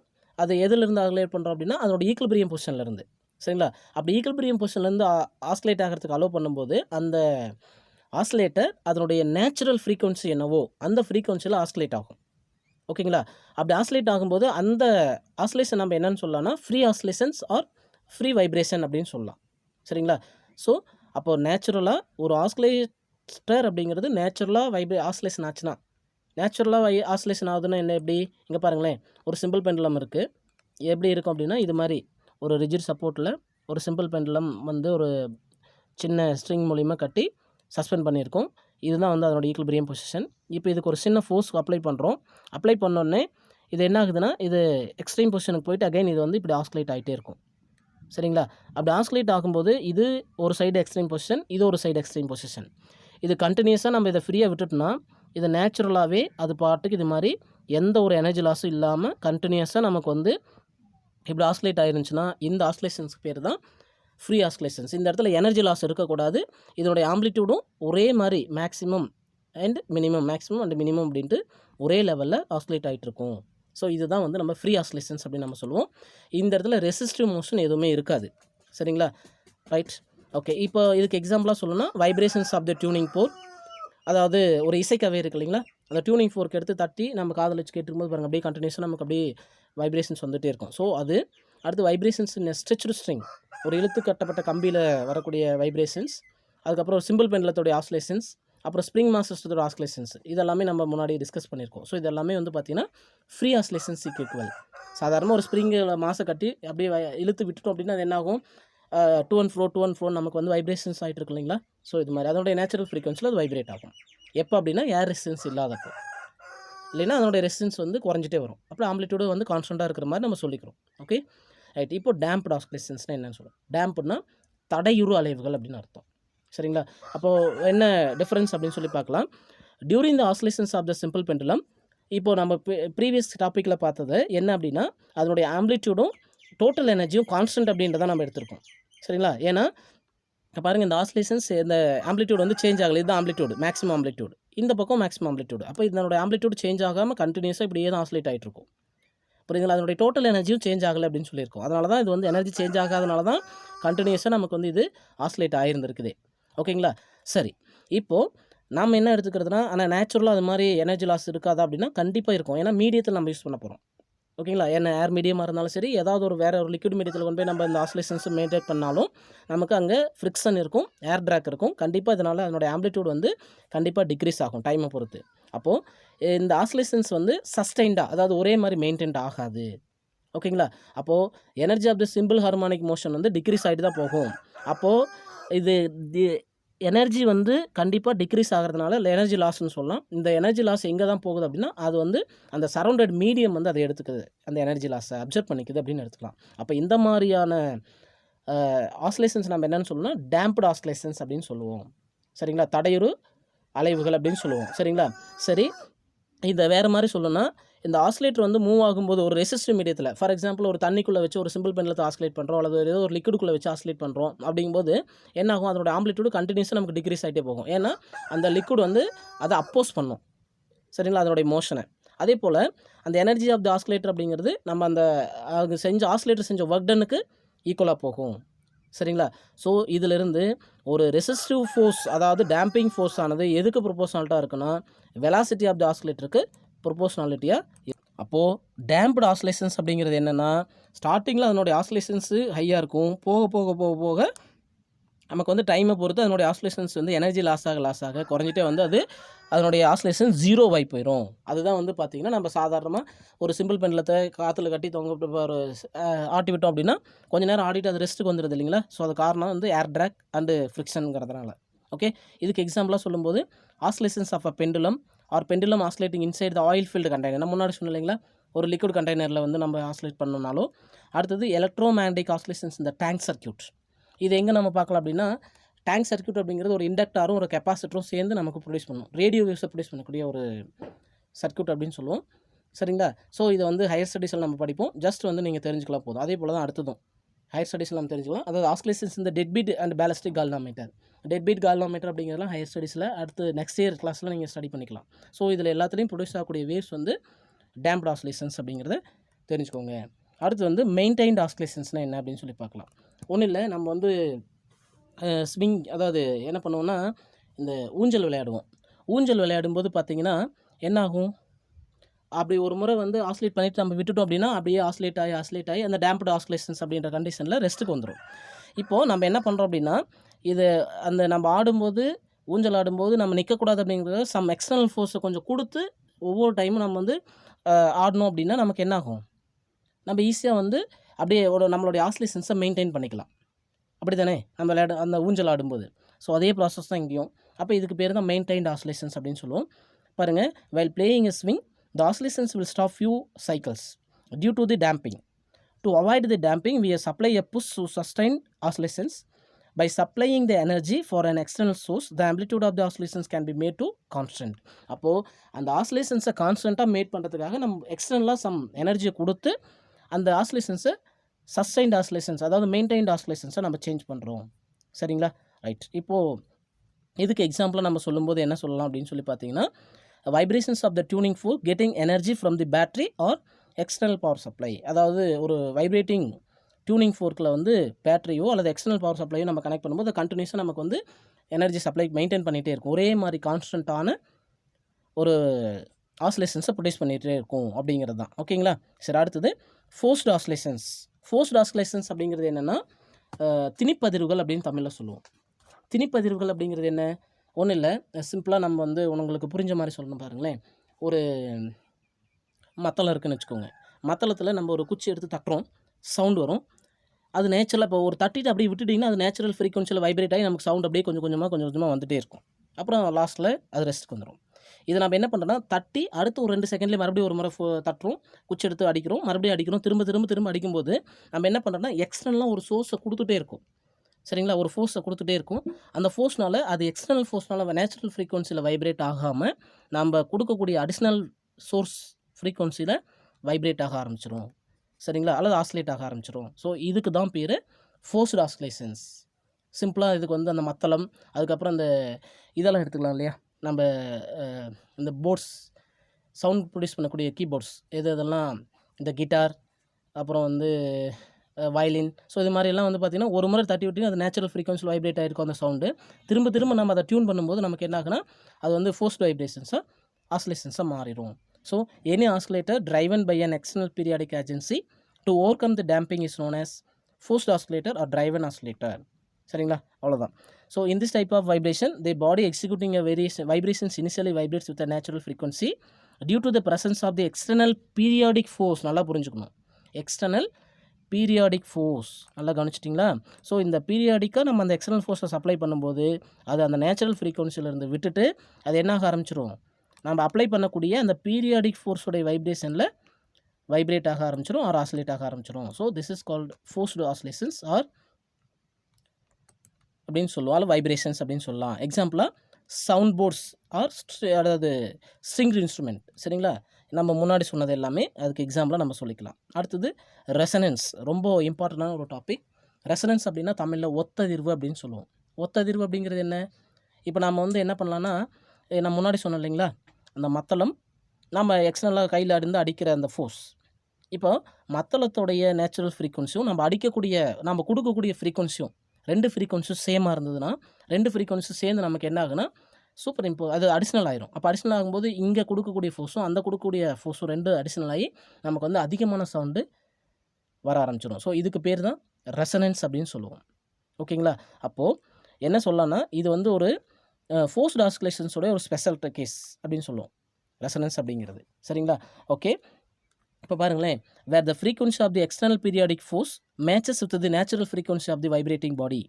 As a result, oscillating body begins to vibrate such that it amplitude increasing at the each step, ultimately the large amplitude. அப்போ ஆம்ப்ளிடியூட் வந்து ஆசிலேஷனாக இருந்தாலும் சரி, அது வைப்ரேஷனாக இருந்தாலும் சரி, ரொம்ப அதிகமாயிரும்.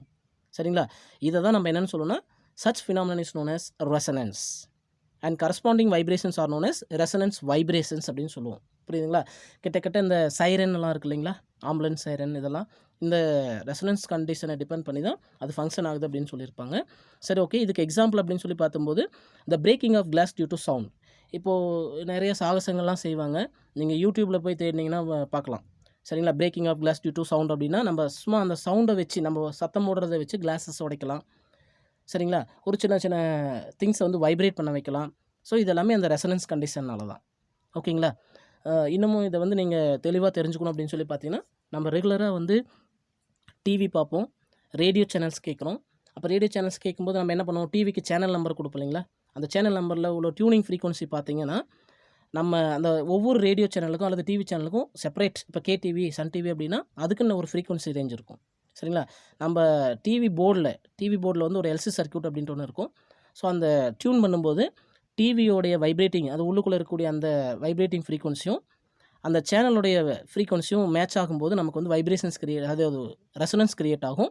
அந்த ரெசனன்ஸ் கிரியேட் ஆச்சுன்னா தான் நமக்கு வந்து இந்த சேனல் நமக்கு தெரியுது. அப்போது டிவி சர்க்யூட்லேயும் ரேடியோ சர்க்யூட்லேயும் நம்ம வந்து இந்த ரெசனன்ஸ் அப்படின்ற கான்செப்டை யூஸ் பண்ணுறோம்.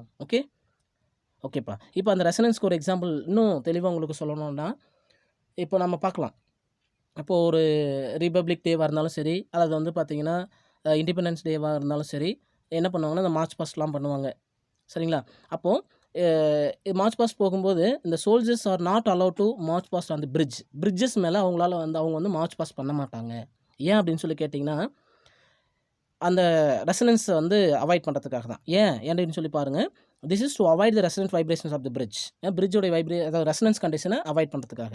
ஏன் அப்படின்னு சொல்லி பார்த்தீங்கன்னா, கிராசிங் அ பிரிட்ஜ், இப்போ வந்து மார்ச் பாஸ்ட் போகும்போது எல்லோரும் ஒரே மாதிரி தான் வந்து ஸ்டெப்ஸ் வைப்பாங்க. அப்படி ஸ்டெப்ஸ் வைக்கும்போது ஒவ்வொருத்தருடைய ஃபுட்டும் அந்த கிரவுண்டில் போய் டச் ஆகும்போது, சரிங்களா, என்ன ஆகுனா ஒரு சர்ஃபேஸ் வந்து ஒவ்வொரு லெக்கும் நமக்கு வந்து என்னென்னா ஒரு பர்டிகுலர் வைப்ரேஷன்ஸ் க்ரியேட் பண்ணும்.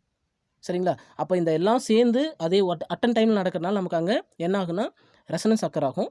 அதே சமயத்தில் இந்த ஃப்ரீக்வன்சி இந்த சோல்ஜர்ஸ் மார்ச் பாஸ்ட் போகும்போது ப்ரொடியூஸ் ஆகக்கூடிய அந்த ஃப்ரீக்வன்சியும் அந்த பிரிட்ஜோடைய ஃப்ரீக்வன்சி வைப்ரேட்டிங் ஃப்ரீக்வன்சியும் மேட்ச் ஆகிடுச்சுன்னா அங்கே ரெசனன்ஸ் ஆயிரும். அப்போ ரெசனன்ஸ் அக்கர் ஆச்சுன்னா மேக்ஸிமம் வைப்ரேஷன்ஸ் கிரியேட் ஆகி 2 வைப்ரேஷன்ஸும் அடிஷ்னல் ஆகி நமக்கு வந்து அந்த பிரிட்ஜ் கொலாப்ஸ் ஆகிறதுக்கான சான்சஸ் அதிகமாக இருக்குது.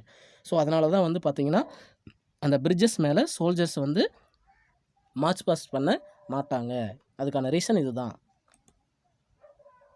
ஒரு அடிஷ்னல் இன்ஃபர்மேஷன்ப்பா என்ன அப்படின்னு சொல்லி பார்த்தீங்கன்னா வெயிட்லெஸ்னஸ் நம்ம படிச்சிருக்கோம். அதை ரிலேட் பண்ணி சிம்பிள் பெண்டலத்தை அதுக்குள்ளே வச்சோம் அப்படின்னா அந்த சிம்பிள் பெண்டலத்தோடைய ஆசிலேஷன்ஸ் எப்படி இருக்கும் அப்படின்னு சொல்லி டிஸ்கஸ் பண்ணலாம். சரிங்களா? இப்போ பாருங்களேன், இது மாதிரி ஒரு லிஃப்ட் எடுத்துக்கலாம். இந்த லிஃப்ட்டுக்கு உள்ள ஒரு சிம்பிள் பெண்டலம் சஸ்பெண்ட் பண்ணியிருக்கு. இந்த சிம்பிள் பெண்டலம் வந்து பார்த்திங்கன்னா அதனுடைய மெயின் பொசிஷனில் கண்டினியூஸாக வந்து ஆசிலேஷன் ஆகிட்டே இருக்குது அப்படின்னு சொல்லி எடுத்துக்கோங்க. சரிங்களா? இப்போ லிஃப்ட் என்ன ஆகுது அப்படின்னு சொல்லி பார்த்தீங்கன்னா ஏங்கிற ஆக்சலரேஷனில் அப்வர்ட்ஸில் மூவ் ஆகுது. சரிங்களா? அப்போது லிஃப்டோடைய effective acceleration due to gravity என்ன அப்படின்னு சொல்லி பார்த்தீங்கன்னா G+A நம்ம ஸ்டடி பண்ணியிருக்கோம். சரிங்களா? இப்போ சிம்பிள் பெண்டலத்தோடைய டைம் பீரியட் என்னவாக இருக்கும் அப்படின்னு சொல்லி பார்த்திங்கும்போது ஆல்ரெடி சிம்பிள் பெண்டலத்துக்கான டைம் பீரியடுக்கான ஈக்குவேஷன் என்ன T = 2π√L/G இருக்கும். இங்கே ஜியோட வேல்யூ தான் G எஃபெக்டிவாக மாறிடுச்சு. அப்போ G எஃபெக்டிவ் பதிலாக G+A போகும். ஏன்னா இங்கே வந்து acceleration due to gravity increase ஆகிருக்கு. அப்போது இங்கே ஜியோட வேல்யூ இன்க்ரீஸ் ஆகுது அப்படின்னா நமக்கு என்ன இருக்கும், டீயோட வேல்யூ டிக்ரீஸ் ஆக போகுது. அவ்வளோதான். ஏன்னா டீயும் ஆக்சலரேஷன் டியூ டு கிராவிட்டியும் இன்வெர்ஸ்லி ப்ரொபோஷனாலிட்டி. அதனால் acceleration due to gravity increase ஆகுது, time period of the oscillations வந்து டிக்ரீஸ் ஆகுது. சரிங்களா? ரைட். அடுத்த செகண்ட் ஒன் பாருங்கள். இப்போ வந்து லிஃப்ட் வந்து என்ன ஆகுதுன்னா டவுன்வர்ட்ஸில் அதே ஆக்சலரேஷனில் டவுன்வர்ட்ஸில் மூவ் ஆகுது ஏங்கிற ஆக்சலரேஷனில். அப்போது எஃபெக்டிவ் ஆக்சலரேஷன் என்னவாக இருக்குன்னா G-A அப்படின்னு சொல்லி எடுத்துக்க போகிறோம். மறுபடியும் அந்த சிம்பிள் பெண்டலம் என்ன டைம் பீரியடில் ஆசிலேட் ஆகும் அப்படின்னு சொல்லி பார்த்தீங்கன்னா T = 2π√L/G-A வரும். இப்போ G-Aனா இங்கே acceleration due to gravity decrease ஆகுது. சரிங்களா? அப்போ acceleration due to gravity decrease ஆச்சுன்னா time period of the simple pendulum will be increases. சரிங்களா? அப்போது டைம் பீரியட் வந்து நமக்கு இன்க்ரீஸ் ஆகும். அடுத்த கேஸில் இந்த லிஃப்ட் வந்து ஃபால் ஆகுது. அப்படி ஃபால் ஆகும்போது அதனோட ஆக்சலரேஷன் வந்து ஏன்னு தான் எடுத்திருக்கும். பட் அந்த ஆக்சலரேஷன் வந்து கிராவிட்டியை விட ரொம்ப கிரேட்டராக இருக்குது அப்படின்னு சொல்லி எடுத்துக்கிறோம்.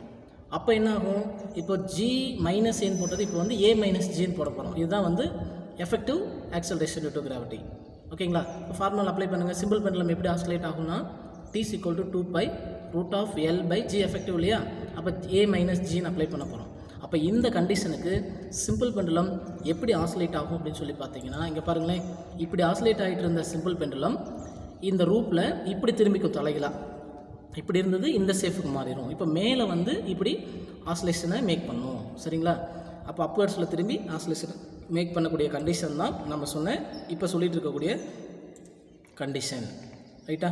ஓகே. அடுத்தது இப்போ லிஃப்ட் வந்து ஆக்சலரேஷன் டியூ டு கிராவிட்டி அப்படின்ற ஜிங்கிற வேல்யூக்கு ஈக்குவலாக வந்து லிஃப்டோட ஆக்சலரேஷன் இருக்குன்னு எடுத்துக்கிட்டிங்கன்னா A = G போடும்போது G-G = 0 ஆயிரும். அப்போது எனிதிங் இப்போது T = 2π√L/0 வந்துடும். ஸோ அப்போ டீயோட வேல்யூ இன்ஃபினிட்டிவ் ஆயிரும். சரிங்களா? அப்படி அந்த மாதிரி கண்டிஷன் ஒன்று கிடையாது. சரிங்களா? அப்போ வந்து பெண்டுலம் டஸ் நாட் ஆசிலேட். சரிங்களா? அங்கே ஆசிலேஷன்ஸ் வந்து இருக்காது. ரைட்டுங்களா? அடுத்தது இப்போ நம்ம என்ன பண்ண போகிறோம் அப்படின்னா ஒருவேளை இந்த சிம்பிள் பெண்டலத்தை ஒரு காரில் ரூஃபில் கட்டி சஸ்பெண்ட் பண்ணிவிட்டு அதனோட ஆக்சலரேஷன் பார்க்கும்போது ஆக்சுவலாக இப்படி கார் நம்ம ஸ்டடி பண்ணியிருப்பீங்க. அப்போ அதனுடைய எஃபெக்டிவ் ஆக்சலரேஷனுக்கான வேல்யூ என்னன்னா G எஃபெக்டிவ் = √G² + A² அப்படின்னு இருக்கும். அப்போ ஃபார்முலா பாருங்கள். டைம் பீரியடுக்கு T = 2π√L/G போட்டிங்கன்னா இங்கே பாருங்கள் √G² + L² வரும். சரிங்களா? ஸோ இதுதான் வந்து ஒரு காரில் சிம்பிள் பெண்டலம் இருக்கும்போது அதனுடைய டைம் பீரியடுக்கான formula. Thank you dear students. Tamil வழி மாணவர்களுக்காக இன்றைய தலைப்பு யூ வடிவ குழாயின் திரவத்தம்பத்தின் அலைவுகள். அதாவது படத்தில் காட்டியிருக்கிற மாதிரி ஒரு யூ வடிவத்தில் இருக்கக்கூடிய ஒரு கண்ணாடி குழாய் எடுத்துக்கலாம். இந்த கண்ணாடி குழாய் வந்து பார்த்திங்கன்னா 2 புயங்களை கொண்டிருக்கும். இந்த புயங்களினுடைய குறுக்குவெட்டு பரப்பு A அப்படின்னு சொல்லி எடுத்துக்கலாம். சரிங்களா? ஓகே. இப்போது இந்த கண்ணாடி குழாயில் நம்ம வந்து என்ன பண்ணுறோம் அப்படின்னு சொல்லி பார்த்தீங்கன்னா ஒரு பாகுநிலையற்ற அதனுடைய அடர்த்தி ரோ கொண்ட ஒரு திரவத்தை வந்து பார்த்தீங்கன்னா அமுக்க இயலாத ஒரு திரவத்தை. சரிங்களா? இப்போ நம்ம இதுக்குள்ளே ஊற்றக்கூடிய திரவத்தினுடைய தன்மை எப்படி இருக்கணும்னா பாகுநிலையற்றதாக இருக்க வேண்டும், அமுக்க இயலாததாக இருக்க வேண்டும், அதனுடைய அடர்த்தி ரோ அப்படின்னு இருக்க வேண்டும். அப்படி இருக்கக்கூடிய ஒரு திரவத்தை இந்த குழாயினுடைய ஒரு புயத்தில் நம்ம ஊற்றுறோம். அப்படி ஊற்றும்போது இந்த ஒரு எவ்வளோ உயரத்துக்கு நம்ம வந்து அந்த திரவத்தை நிரப்புறோம் அப்படின்னா ஹெச்ங்கிற உயரத்துக்கு நம்ம நிரப்புறோம். சரிங்களா? ஓகே. இப்போது அந்த குழாயும் திரவமும் எந்த ஒரு அசைவற்ற நிலையில் இருக்கும்போது இது இரண்டும் வந்து பார்த்திங்கன்னா 2 புயங்களில் உள்ள திரவத்தினுடைய உயரம் சமமாக இருக்கும். அதோட உள்ளுக்குள்ளே இருக்கக்கூடிய அழுத்தங்கள் வந்து சமமாக இருக்கும். திரவத்தில் உள்ள எந்த ஒரு புள்ளியிலும் அழுத்தம் சமமாக இருக்கும். மேற்பகுதியில், அதாவது இந்த புயங்களின் மேற்பகுதியில் அழுத்தமானது வளிமண்டல அழுத்தத்துக்கு சமமாக இருக்கும். சரிங்களா? இப்போ நம்ம என்ன பண்ணுறோம் அப்படின்னு சொல்லி பார்த்தீங்கன்னா, அதாவது ஏதாவது ஒரு புயத்தில், சரிங்களா, ஏதாவது ஒரு புயம் அப்படின்னு சொல்லி பார்த்தீங்கன்னா இந்த சைடில் ஏதாவது ஒரு புயத்தில் இப்படி நம்ம வந்து காற்றை அதிகமாக பலமாக ஊதுறோம் உள்ளுக்குள்ளே. சரிங்களா? அப்படி ஊதும்போது 2 புயங்களுக்கு இடையே அழுத்த வேறுபாடு ஏற்படுது. அழுத்த வேறுபாடு ஏற்படும் போது இந்த புயத்தில் திரவத்தினுடைய உயரம் குறைய ஆரம்பிக்கும், இந்த புயத்தில் திரவத்தினுடைய உயரம் அதிகரிக்க ஆரம்பிக்கும். சரிங்களா? அப்போ இங்கே எவ்வளோ அளவு திரவத்தினுடைய உயரம் குறையுது அப்படின்னு சொல்லி பார்த்தீங்கன்னா ஒய்ங்கிற அளவுக்கு குறையுது. இதனுடைய ஈக்குலிபிரியம் அப்படின்ற சமநிலை புள்ளியிலிருந்து ஒய்ங்கிற அளவு வந்து குறையுது. சரிங்களா?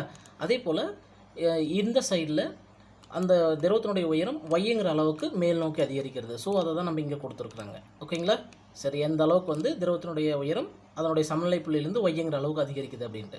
இப்போ நம்ம இந்த கொடுக்கக்கூடிய அதாவது காற்று ஊதுறோம் இல்லைங்களா, அந்த ஊதுனால தான் ஒரு விசை செயல்பட்டு அந்த திரவத்தினை வந்து இடம்பெயர்ச்சிச்சு. இப்போ வந்து அழுத்த வேறுபாட்டின் காரணமாக தான் இங்கே திரவத்தினுடைய உயரம் அதிகரிச்சது. இப்போ நம்ம என்ன பண்ணுறோம், இந்த காற்று ஊதுவதை நிறுத்துகிறோம்.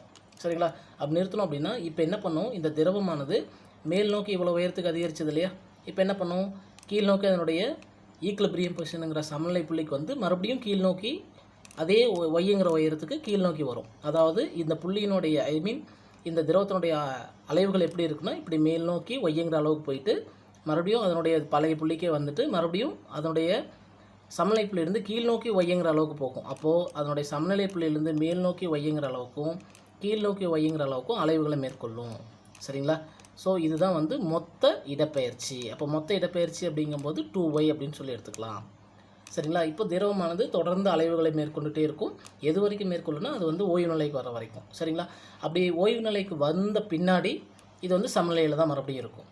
அப்போது இந்த அலைவு நேரத்துக்கான சமன்பாடு நம்ம எப்படி சொல்லணும்னா t=2π√L/g அப்படின்னு நம்ம படிச்சிருப்போம். சரிங்களா? இந்த L/g அப்படிங்கிறது வந்து பார்த்தீங்கன்னா m/k=L/gன்னு படிச்சிருந்துருப்பீங்க. அந்த ஃபார்முலா ஆல்ரெடி நம்ம முன்னாடி படிச்சிருப்போம். இங்கே வந்து ஏன் L/gக்கு பதிலாக 2gன்ற டேர்ம் நீங்கள் யூஸ் பண்ணியிருக்கீங்க அப்படின்னா இந்த திரவத்தினுடைய இடப்பெயர்ச்சி 2 டைம்ஸ், ஏன்னா 2yங்கிற அளவுக்கு நமக்கு வந்து அதிகரிச்சிருக்கிறதுனால நம்ம வந்து இங்கே 2ங்கிற டேர்மை நம்ம அதிகமாக யூஸ் பண்ணியிருக்கோம் இந்த இடத்துல. ஓகேங்களா? ரைட். அடுத்ததாக நம்ம பார்க்க போகிறது தனிச்சீரிசை இயக்கத்தினுடைய ஆற்றல். சரிங்களா? ஒரு தனிச்சீரிசை இயக்கத்தை மேற்கொள்ளக்கூடிய ஒரு துகளினுடைய மொத்த ஆற்றல் எப்படி இருக்கும் அப்படின்னு சொல்லி பார்க்க போகிறோம். இப்போது மொத்த ஆற்றல் அப்படின்னாலே நிலையாற்றல் மற்றும் இயக்காற்றலின் கூடுதல் தான். அப்போ முதல்ல நம்ம என்ன பண்ண போகிறோம் அப்படின்னா நிலையாற்றல் என்ன அப்படிங்கிறத கண்டுபிடிக்கலாம். சரிங்களா? சரி, இப்போ நிலையாற்றலுக்கான சமன்பாடு கண்டுபிடிக்கும் போது ஒரு தனிச்சீரிசை இயக்கத்தில் இடப்பெயர்ச்சியும் விசையும் தொடர்படுத்தக்கூடிய சமன்பாடு என்ன அப்படின்னு சொல்லி பார்த்தீங்கன்னா F=-k × r வெக்டார் அப்படின்னு சொல்லுவோம். இது வந்து பார்த்திங்கன்னா ஒரு வெக்டார் அளவு. அது மட்டும் இல்லாமல் இது வந்து ஒரு முப்பரிமாண கூறில் சொல்லப்பட்டிருக்கு. சரிங்களா? ஓகே. இது மேலே செயல்படக்கூடிய விசையானது விசையின் ஆற்றல் மற்றும் ஆற்றல் மாற்றா விசை. இது மேலே செயல்படக்கூடிய விசையானது ஆற்றல் மாற்றா விசை அப்படின்னு சொல்லுவோம். சரிங்களா? இதை வந்து நம்ம ஒரு பரிமாண இயக்கத்தில் எழுதும்போது, அதாவது வெக்டார் கூறில் எழுதும்போது, ஸ்கேலாரில் எழுதும்போது நம்ம எப்படி எழுதலாம்னா F=-kx அப்படின்னு எழுதலாம். சரிங்களா? இது நம்ம முன்னாடியே பார்த்துருக்கோம். ஓகேங்களா? ஸோ இவை அனைத்துமே வந்து ஆற்றல் மாற்றா விசை அப்படிங்கிறதுனால நம்ம என்ன சொல்லலாம் அப்படின்னு சொல்லி பார்த்தீங்கன்னா இதனுடைய செய்யப்பட்ட வேலையானது பாதையை சார்ந்திருக்காது. இதுமாரி செய்யப்பட்ட வேலையானது பாதையை சார்ந்திருக்காது. அப்போ பாதையை சார்ந்திருக்காது அப்படின்னா நமக்கு வந்து செய்யப்பட்ட வேலை அப்படிங்கிறது விசை இன்ட்டு இடப்பெயர்ச்சி அப்படின்னு வரும். அப்போ செய்யப்பட்ட வேலையானது தான் நிலையாற்றலாக அந்த அமைப்பில் வந்து சேமிக்கப்பட்டிருக்கும். அப்போது என்னென்னா, அதாவது செய்யப்பட்ட வேலை W விசை இன்ட்டு நகர்ந்த தொலைவு அப்படின்னு சொல்லி எடுத்துக்கலாம். சரிங்களா? அப்போது செய்யப்பட்ட வேலையை தான் நிலையாற்றலாக சேமிக்கப்பட்டிருக்கு அப்படின்னு சொல்லி எடுத்துகிட்டு நம்ம அதை du, ஏன்னா நிலையாற்றலாக யூன்னு சொல்லுவோம். அப்போ du -F × dx, ஏன்னா இங்கே விசையும் ஆற்றலும் வந்து ஒன்றுக்கு எதிர் திசையில் இருக்குது அப்படிங்கிறது, இடப்பெயர்ச்சியும் ஒன்றுக்கு எதிர் திசையில் இருக்குங்கிறதுனால. அப்போ விசை மட்டும் வேணும்னா F = -du/k dx அப்படின்ற சம்பாட்டின் மூலிமா நம்ம எடுத்துக்குவோம். Okay right. அடுத்ததோடையே பாருங்கள், இந்த ரெண்டு சம்பாட்டையும் ஈக்குவேட் பண்ணிங்கன்னா இந்த ரிலேஷன் வரும். இதை வந்து சிம்பிளிஃபை பண்ணிங்கன்னா உங்களுக்கு இந்த ரிலேஷன் கிடைக்கும். சரிங்களா? இப்போது இந்த இடத்துல ஒரு புது கான்செப்ட் நான் கொண்டு வரேன். என்னென்னா இது ஆக்சுவலாக இந்த டியூங்கிறது சிறிய இடப்பெயர்ச்சி, அந்த சிறிய இடப்பெயர்ச்சினால் சேமிக்கப்பட்ட சிறிய நிலையாற்றல் அந்த அமைப்பில். இப்போது இந்த இடத்துல இந்த அமைப்பு வந்து இந்த ஈக்குவேஷன் நான் இன்டெக்ரல் பண்ணேன் அப்படின்னா எனக்கு கிடைக்கிறது தான் வந்து மொத்த நிலையாற்றல் அப்படின்ட்டு வரும். சரிங்களா? அப்போது இந்த இடத்துல நான் ஒரு புதுசாக ஒரு கான்செப்ட் சொல்கிறேன். ஒப்பு மாறிலி அப்படின்னா டம்மி வேரியபிள் அப்படின்னு சொல்லுவோம். அதை எக்ஸ் ப்ரைம் அப்படின்னு எடுத்துக்கிறோம்.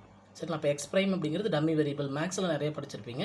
அதாவது ஒன்றும் இல்லை, இப்போ ஒரு டி இருக்குது, அந்த டீயை வந்து இன்டெக்ரல் பண்ணுறேன், டி இன்ட்டு டிடி இன்டெக்ரல் பண்ணுறேன், அல்லது எக்ஸ் இன்ட்டு டிஎக்ஸ் இன்டெக்ரல் பண்ணுறேன், அல்லது பி இன்ட்டு டிபி இன்டெக்ரல் பண்ணுறேன். எதை பொறுத்து அப்படின்னா இதை வந்து டீயை பொறுத்தும், இதை டிடி எக்ஸை பொறுத்தும், இதை டிபியை பொறுத்தும் இன்டெக்ரல் பண்ணுறேன். அதனோட லிமிட் பார்த்தீங்கன்னா 0 to y எல்லாத்துக்குமே காமன். அப்போ இதை இன்டெக்ரல் பண்ணும்போது எனக்கு என்ன வரும்? t²/2 வரும். இதை இன்டெக்ரல் பண்ணால் x²/2 வரும். இதை இன்டெக்ரல் பண்ணால் p²/2 வரும். சரிங்களா? ஆனால் டீக்கு பதிலாக இங்கே y யூஸ் பண்ணும்போது y²/2 வரும். இங்கே x²/2க்கு பதிலாக நான் எக்ஸுக்கு பதிலாக y யூஸ் பண்ணால் y²/2 வரும். இங்கே p²/2 இருக்கும். pக்கு பதிலாக y யூஸ் பண்ணால் y²/2. ஸோ எப்படி பார்த்தாலும் எனக்கு வந்து டோட்டல் எல்லாமே வந்து வேல்யூ சமமாக தான் இருக்குது. ஸோ அதை தான் வந்து நான் என்னென்னு சொல்கிறேன்னா இங்கே அதை ஒப்பு மாறிலி அப்படின்னு சொல்கிறேன். ஸோ அந்த ஒப்பு மாறிலியை பயன்படுத்தி நம்ம என்ன பண்ணலான்னா இங்கே மொத்த ஆற்றல் கண்டுபிடிப்போம். சரிங்களா? ஓகே. இப்போ வந்து ஒரு சிறிய, அதாவது ஒரு பொருளின் மீது விசை செயல்பட்டு அந்த விசையினால் அந்த பொருள் அடைந்த இடப்பெயர்ச்சி மிகச்சிறிய இடப்பெயர்ச்சி dx அப்படின்னா அந்த பொருளின் மீது செய்யப்பட்ட வேலை dwன்னு எடுத்துக்கலாம். அது மீது செய்யப்பட்ட அந்த வேலையானது அந்த பொருளில் நிலையாற்றலாக சேமிக்கப்படும் அப்படிங்கிறது நமக்கு தெரியும். ஸோ அதுதான் u இன்ட்டு எக்ஸ். ஏன்னா ஒரு பரிமாண இயக்கத்துக்கு நம்ம சொல்லிட்டு இருக்கோம். ஸோ இன்டெக்ரல் ஃபார் எக்ஸாம்பிள் இந்த ஈக்குவேஷன் நம்ம மாற்றுறேன். சரியா? ஸோ என்ன எழுதலாம்? Integral 0 to x k x dash dx dash அல்லது x prime dx prime அப்படின்னு சொல்லிக்கலாம். இப்போ x in dx இன்டெக்ரல் பண்ணால் x prime square/2 வருமா? சரிங்களா? இன்ட்டு k அப்படின்ட்டு நமக்கு அப்படியே இருக்கும். அப்போ by2 வந்து 1/2ன்னு தனியாக எடுத்தாச்சு. k x prime square. இப்போ லிமிட் அப்ளை பண்ணால் 0 to x. ஏன்னா ஒரு பொருளினுடைய இடப்பெயர்ச்சி சுழியிலிருந்து பெரும அளவு வரைக்கும் நம்ம அதிகரிக்கலாம். அதனால் அப்போ அதுக்கு பதிலாக வேல்யூ அப்ளை பண்ணும்போது நமக்கு 1/2 kx² கிடைக்கும். இங்கே கேங்கிறது m⍵² அப்ளை பண்ணிங்கன்னா உங்களுக்கு இந்த ரிலேஷன் கிடைக்கும். சரிங்களா? இங்கே ஒமேகா அப்படிங்கிறது அதனுடைய அதிர்வெண், அமைப்பினுடைய அதிர்வெண் அப்படிங்கிறது நமக்கு தெரியும். சரிங்களா? ரைட். அப்போது ஒரு சீரிஸ் இயக்கத்தில் இடப்பெயர்ச்சிக்கான சமன்பாடு x = a sin ωt வரும். இதை வந்து காலத்தை பொறுத்து சொல்லும்போது epsilon of t = 1/2 m⍵² a² sin² ωt. அப்படியே எக்ஸுக்கு பதிலாக இந்த டேர்ம் அப்படியே யூஸ் பண்ணிக்கோங்க. இந்த sin² கர்வ் நம்ம ட்ரா பண்ணும்போது நமக்கு இது மாதிரி கிடைக்கும். ஏன்னா நமக்கு காலத்துக்கும் அதாவது டைமுக்கும் சேமிக்கப்பட்ட நிலையாற்றலுக்கும் இடையில் நம்ம வரைபடம் வரும்போது நமக்கு வந்து இது மாதிரி நிலையாற்றலுக்கான சமன்பாட்டுக்கான வரைபடம் இது மாதிரி கிடைக்கும். சரிங்களா? ஏன்னா இது எல்லாமே பாசிட்டிவ் தான் இருக்குது. என்ன காரணம் அப்படின்னா இங்கே வந்து நம்ம யூஸ் பண்ணுறது என்னென்னா sin² யூஸ் பண்ணுறோம். அதனால் எப்பயுமே நமக்கு வந்து கர்வ் பாசிட்டிவாக தான் இருக்கும் அப்படிங்கிறத தெரிஞ்சுக்கோங்க. Okay right. அடுத்ததாக நம்ம இயக்காற்றலை கண்டுபிடிப்போம். அப்போது கைனடிக் எனர்ஜிங்கிறது 1/2 mvx². வீக்கு வந்து பார்த்தீங்கன்னா dx/dt the whole square அப்படின்னு எடுத்துக்கலாங்களா? இடப்பெயர்ச்சிக்கான சமன்பாடு a sin ωt தான். இதை நம்ம ஆல்ரெடி கொண்டு வந்திருக்கோம். vx = dx/dt. அப்போ எக்ஸை வந்து என்ன பண்ண போகிறோம்? டிஃப்ரென்ஷியேஷன் பண்ண போகிறோம். டைமை பொறுத்து டிஃப்ரென்ஷியேஷன் பண்ணிங்கன்னா a⍵ cos ωtன்னு வரும். இது ஃபர்தராக சிம்பிளிஃபை பண்ணும்போது நமக்கு a⍵ √1 - sin²ω. sin²உடைய வேல்யூ, சைனுடைய வேல்யூ x/aன்னு எழுதலாம். x/a cos x/a the whole square. So இது எல்லாத்தையும் சிம்பிளிஃபை பண்ணும்போது vx = ω√a² - x² கிடைக்கும். ஸோ இந்த வேல்யூவை அங்கே அப்ளை பண்ணுங்கள். அப்ளை பண்ணும்போது நமக்கு இந்த ரிலேஷன் கிடச்சிரும். சரிங்களா? அடுத்தபடியாக நம்ம என்ன பண்ணலாம்? கேக்கு பதில் m⍵² நம்ம ஆல்ரெடி இதை இங்கே இருக்கு இல்லைங்களா? ஸோ அந்த டேர்ம் யூஸ் பண்ணிக்கலாம். அல்லது நம்ம டேரெக்டாக என்ன பண்ணுறோம்? v²க்கு நம்மளுடைய v வேல்யூ இங்கே அப்ளை பண்ணிங்கன்னா a² ω² cos² ωtன்னு வந்துடும். ஆல்ரெடி m இங்கே இருக்குது. ஸோ இது வந்து கைனடிக் எனர்ஜிக்கான ஈக்குவேஷன். ஸோ இதுக்கு காஸ் கர்வ் ட்ரா பண்ணிங்கன்னா உங்களுக்கு இங்கே பாருங்கள், காஸோடைய வேல்யூ 0. சரிங்களா? எப்பயுமே 0க்கு வேல்யூ வந்து 1 இருக்குமா கைனடிக் எனர்ஜி? ஸோ அந்த டேர்ம்லேருந்து நமக்கு வரும்போது 0லேருந்து அப்படியே மேக்ஸிமம்லேருந்து 0க்கு வந்து ஃபர்தர் நமக்கு போகும். ஸோ இந்த கர்வும் வந்து பார்த்திங்கன்னா நெகட்டிவ் ரீஜனில் வராது. ஏன்னா cos² அப்படிங்கிறதுனால இந்த டேர்ம் ஃபுல்லாகவே நமக்கு வந்து கர்வ் பாசிட்டிவ் ரீஜனில் தான் இருக்கும். அப்போ கைனடிக் எனர்ஜியும் பாசிட்டிவ், டோட்டல் அதாவது பொட்டன்ஷியல் எனர்ஜியும் பாசிட்டிவ். அதாவது இயக்காற்றலும் நிலையாற்றல் ரெண்டுமே நேர்த்தாக்கல், அதாவது நேர்குறி மதிப்பு தான் பெற்றிருக்கு. அடுத்ததான் மொத்தாற்றல் அப்படிங்கும்போது நிலையாற்றலின் ப்ளஸ் இயக்காற்றல் ரெண்டும் சேர்ந்தது தான். அப்போ நிலையாற்றலுடைய மதிப்பு இயக்காற்றலுடைய மதிப்பு கூட்டும்போது நமக்கு மொத்தமாக நமக்கு என்ன வருதுன்னா E = 1/2 m⍵²a² மாறிலி அப்படின்னு கிடைக்குது. இதுதான் வந்து மொத்த ஆற்றல் எப்போயுமே ஒரு அமைப்புக்கு மாறாது. சரிங்களா? இதை வந்து வேறு ஈக்குவேஷன் வச்சு கொண்டு வந்தாலும் நமக்கு இதே ரிலேஷன் தான் கொண்டு வர முடியும் அப்படிங்கிறதையும் நமக்கு இங்கே ப்ரூவ் பண்ணியிருக்காங்க. சரிங்களா? ஸோ கடைசியாக நமக்கு வந்து நிலையாற்றலுடைய மதிப்பு மாறாது, மொத்த ஆற்றலுடைய மதிப்பு மாறாது அப்படின்னு சொல்லியிருக்காங்க. அப்போ இயக்காற்றலினுடைய மதிப்பையும் நிலையாற்றலுடைய மதிப்பு நமக்கு ரெண்டும் ஒன்றா ஒரு டயக்ராம் போட்டிருக்கோம் பாருங்கள். நிலையாற்றல் வந்து சுழியாக இருக்கும்போது இயக்காற்றல் பெருமாக இருக்கும், நிலையாற்றல் பெருமாக இருக்கும்போது இயக்காற்றல் சுழியாக இருக்கும். ஒன்றுக்கு ஒன்று எதிர் திசையில் நமக்கு வந்து போயிட்டே இருக்கும். சரிங்களா? ஓகே. இப்போ மொத்த ஆற்றலை வச்சு நம்ம வந்து ஒரு சீரிஸ் அலைட்டினுடைய வீச்சு எப்படி கண்டுபிடிக்கிறதுனா இந்த ஃபார்முலாவில் பாருங்கள். இங்கே பாருங்களேன், ஏ ஸ்கொயர் மட்டும் வச்சு ரிமைனிங் அந்த எல்லாத்தையும் அந்த சைடு கொண்டு போனீங்கன்னா 2 என்னென்னு வரும், 2 divided by m omega square வரும். ஆல்ரெடி இ இருக்குது, அப்போ 2e divided by m omega square வரும். a is equal to root of 2e divided by m omega square. m omega ஓட வேல்யூ கேன்னு எடுத்துக்கலாம். ஸோ இந்த வேல்யூ நமக்கு வந்துடுது. ஓகேவா? சரி, அடுத்ததான் இப்போது நம்ம இதனுடைய மொத்த ஆற்றல் அப்படிங்கிறது இயக்காற்றல் மற்றும் நிலையாற்றலின் கூடுதல் தானே. அப்போ இயக்காற்றல் ப்ளஸ் நிலையாற்றல் ரெண்டையும் கூட்டினீங்க அப்படின்னா நமக்கு வந்து மொத்த ஆற்றல் கிடச்சிரும். ஸோ அதே போல் தான் இங்கேயும் வந்து பாருங்கள், ஒரு பரிமாண இயக்கத்திற்கான இயக்காற்றல் மற்றும் நிலையாற்றல் இவற்றில் சமன்பாடுகள் எழுத சொல்லியிருக்கான். இயக்காற்றலுக்கான சமன்பாடு mbx ஆஃப் mb²x அப்படின்னு நமக்கு தெரியும். இப்போது இந்த நம்ம உந்தத்தில் எழுத சொல்லியிருக்கான். அப்போ உந்தம் அப்படிங்கும்போது நமக்கு ரெண்டு சைட்லேயும் எம்மால் மல்டிப்ளை பண்ணி எம்மால் டிவைட் பண்ணிக்கோங்க, நமக்கு ரிலேஷன் இப்படி கிடைக்கும். அப்போ m² vx² p² அப்படி நம்ம எழுதலாமா? சரிங்களா? அப்போ p² வந்துடும் 1/2m px² அப்படின்றது இருக்கும். ஸோ இது வந்து ஒரு சீரிஸ் இயக்கத்தை மேற்கொள்ளக்கூடிய ஒரு துகளினுடைய நேர்கோட்டு உந்தம் கான சமன்பாடு. அதே போல் ஆற்றல் மாறாவிதி அப்படிங்கிறது என்னென்னா, இயக்காற்றல் மற்றும் நிலையாற்றலுடைய மொத்த இரண்டு வந்து சீரலைவு சார்பு. ஏன்னா காலத்தை பொறுத்து நமக்கு வந்து அந்த அலைவுகள் தொடர்ந்து திரும்ப t/2ங்கிற கால இடைவெளியில் நமக்கு திரும்ப நிகழ்ந்துகிட்டே இருக்கனால இது வந்து என்ன சீரலைவு சார்பு அப்படின்னு சொல்லியிருக்கோம். சரிங்களா? எல்லா மதிப்புக்குமே. அப்போ மொத்த ஆற்றல் எப்பயுமே மாறலை அப்படிங்கிற நமக்கு தெரியும். தனி சீரிசை இயக்கத்திற்கு இயக்காற்றல் நிலையாற்றல் எப்போதுமே நமக்கு என்னவாக தான் இருக்கும் அப்படின்னு சொல்லி பார்த்தீங்கன்னா நேர்குறியாக தான் இருக்கும் அப்படிங்கிறத நம்ம சொல்லியிருக்கலாம். ஆக மொத்தத்தில் இந்த அமைப்பினுடைய சமநிலை முழுவதும், அதாவது சமநிலையில் முழு ஆற்றலும் என்ன ஆற்றலாக இருக்கும்னா இயக்காற்றலாகவும், பெரும நிலையில் வந்து மொத்த ஆற்றல் எல்லாமே வந்து என்ன ஆற்றலாக இருக்கும்னா நிலையாற்றலாகவும் இருக்கும். இடையில் வந்து நிலையாற்றலும் இயக்காற்றலும் கலந்து நமக்கு இருக்கும் அப்படிங்கிறது இந்த டயக்ராம் நமக்கு விளக்கி இருக்குது. பாருங்கள், நிலையாற்றல் சுழியாக இருக்கும்போது இயக்காற்றல் பெருமாக இருக்குது. அடுத்தது இயக்காற்றல் சுழியாக இருக்கும்போது நிலையாற்றல் பெருமாக இருக்குது. சரிங்களா? அடுத்தது இயக்காற்றல் மறுபடியும் பழையபடிக்கு இந்த ப்ராசஸ் தொடர்ந்து போயிட்டே இருக்கும். ஸோ இதை வந்து ஒரு கிராஃப் வச்சு நமக்கு வந்து ஸ்ப்ரிங் மாசஸ் சொல்லியிருக்கோம். இப்போ ஒரு ஸ்ப்ரிங் வந்து பெரும நிலையில் இடப்பெயர்ச்சி நிலையில் இருக்கும்போது அதனுடைய இயக்காற்றல் சுழியாகவும் நிலையாற்றல் மொத்தமும் அதனுடைய மொத்த ஆற்றலாக இருக்கும். அந்த பொருளானது அதனுடைய பெரும இடப்பெயர்ச்சி நிலையிலிருந்து இயங்கும்போது, அதாவது சிறும இடப்பெயர்ச்சி நோக்கி இயங்கும்போது நமக்கு வந்து பார்த்திங்கன்னா அதனுடைய நிலையாற்றல் குறைஞ்சிட்டே வரும், இயக்காற்றல் அதிகரித்து வந்து மொத்த ஆற்றல் அப்படிங்கிறது நிலையாற்றல் மற்றும் இயக்காற்றல் கூடுதலாக மாறும். சரிங்களா? இப்போ அதனுடைய அதாவது ஈக்குலிபிரியம் பொசிஷன் அப்படின்ற சமநிலை புள்ளிக்கு வரும்போது அதனுடைய இயக்காற்றல் பெருமமாக இருக்கும், நிலையாற்றல் சுழியாக இருக்கும். அப்போ இயக்காற்றல் தான் மொத்த ஆற்றலாக மாறும். ஸோ இந்த ப்ராசஸ் மறுபடியும் திரும்ப போகும்போது நமக்கு என்ன ஆகும் அப்படின்னா நிலையாற்றல் வந்து மீண்டும் அதிகரிக்க தொடங்கும், இயக்காற்றல் வந்து குறைய தொடங்கும். சரிங்களா? ஸோ அதிகரிச்சுட்டே போகும். ஸோ அது ஃபைனலாக வந்து பார்த்திங்கன்னா அதனுடைய மினிமம் எக்ஸ்ட்ரீம் பொசிஷனுக்கு வரும்போது நமக்கு மறுபடியும் மொத்த ஆற்றல் அனைத்தும் நிலையாற்றலாக இருக்கும் அப்படிங்கிறது சொல்லப்பட்டிருக்கு. ஸோ இதை வந்து தனிவுசல் அமைப்புக்கும் நமக்கு அதே மாதிரி ரிலேஷனில் விளக்கம் கொடுத்துருக்கான். சரிங்களா? அப்போ மொத்த ஆற்றல் அப்படிங்கிறது இயக்காற்றல் மற்றும் நிலையாற்றல் கூடுதல் அப்படிங்கிறதுனால ஸோ 1/2 இதை வந்து எதுக்கு கொண்டு வந்திருக்கான், அந்த உந்தத்துக்கு வச்சு சொல்லியிருக்காங்க. So 1/2m px² + 1/2m omega² x² அப்படிங்கிறது மொத்த ஆற்றல் மாறிலி அப்படிங்கிற ஒரு கான்செப்டை நம்ம இங்கே முன் வச்சுருக்கோம். ஸோ அதே போல் பார்த்திங்கன்னா அலைவரும் துகளினுடைய நிலையாற்றல் மற்றும் இயக்காற்றல் சமமாக உள்ள நிலையை கணக்கிடுக அப்படின்னு சொல்லியிருக்கான். இப்போ நிலையாற்றலும் இயக்காற்றலும் ஒரு சமன்பாடு நமக்கு தெரியும். ஸோ இது ரெண்டு சமமாக இருக்கும்போது இந்த சமன்பாட்டை பேலன்ஸ் பண்ணிங்கன்னா இது ரெண்டு கேன்சல் ஆயிடுச்சுன்னா a² - x² = x² வரும். x = ± a / √2 அப்படின்னு நம்ம கால்குலேட் பண்ண போகிறோம். Okay right. அடுத்தபடியாக நம்ம பார்க்க போகிறது அலைவுகளினுடைய வகைகள். அலைவுகளில் நிறைய வகைகள் இருக்குது. அதில் வந்து நம்ம ஒவ்வொன்றையும் திருப்பி பார்ப்போம். இப்போ கட்டற்ற அலைவுகள் அப்படின்னா என்னன்னு பார்க்கலாம்.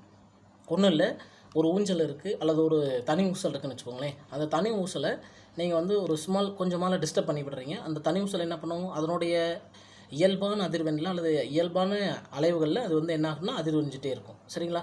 அதிர்ந்துட்டு அது பாட்டுக்கு தொடர்ந்து அதே நிலையில் ஆற்றல் இழக்கப்படாமல் இருந்தால் தொடர்ந்து ஒரே மாதிரியான வீச்சில் அலைவுட்டுட்டே இருக்கும். ஸோ இந்த மாதிரியான அலைவுகளுக்கு பேர் கட்டற்ற அலைவுகள் அப்படின்னு பேர். சரிங்களா? எடுத்துக்காட்டாக வந்து பார்த்திங்கன்னா இசைக்கவியில் ஏற்படக்கூடிய அதிர்வுகள், இழுத்து கட்டப்பட்ட கம்பியில் ஏற்படக்கூடிய அதிர்வுகள், தனிமூசலினுடைய அலைவுகள், சுருள்வில் நிறையம்பினோட அலைவுகள், இது எல்லாமே வந்து கட்டற்ற அலைவுகளுக்கு எடுத்துக்காட்டு. இப்போ கட்டற்ற அலைவுகள் அப்படிங்கிறது இந்த அலைவில் ஆற்றல் இழக்கப்படாது, மொத்த ஆற்றல் வந்து மாறாது. சரிங்களா? அதே போல் அதனுடைய வீச்சு மாறாமல் தொடர்ந்து ஒரே மாதிரி இருந்துகிட்டே இருக்கும் அப்படிங்கிறது தான் கட்டற்ற அலைவுகள். சரி, அடுத்தது தடையுறு அலைவுகள்னால் என்னன்னு சொல்லி பார்க்கலாம்.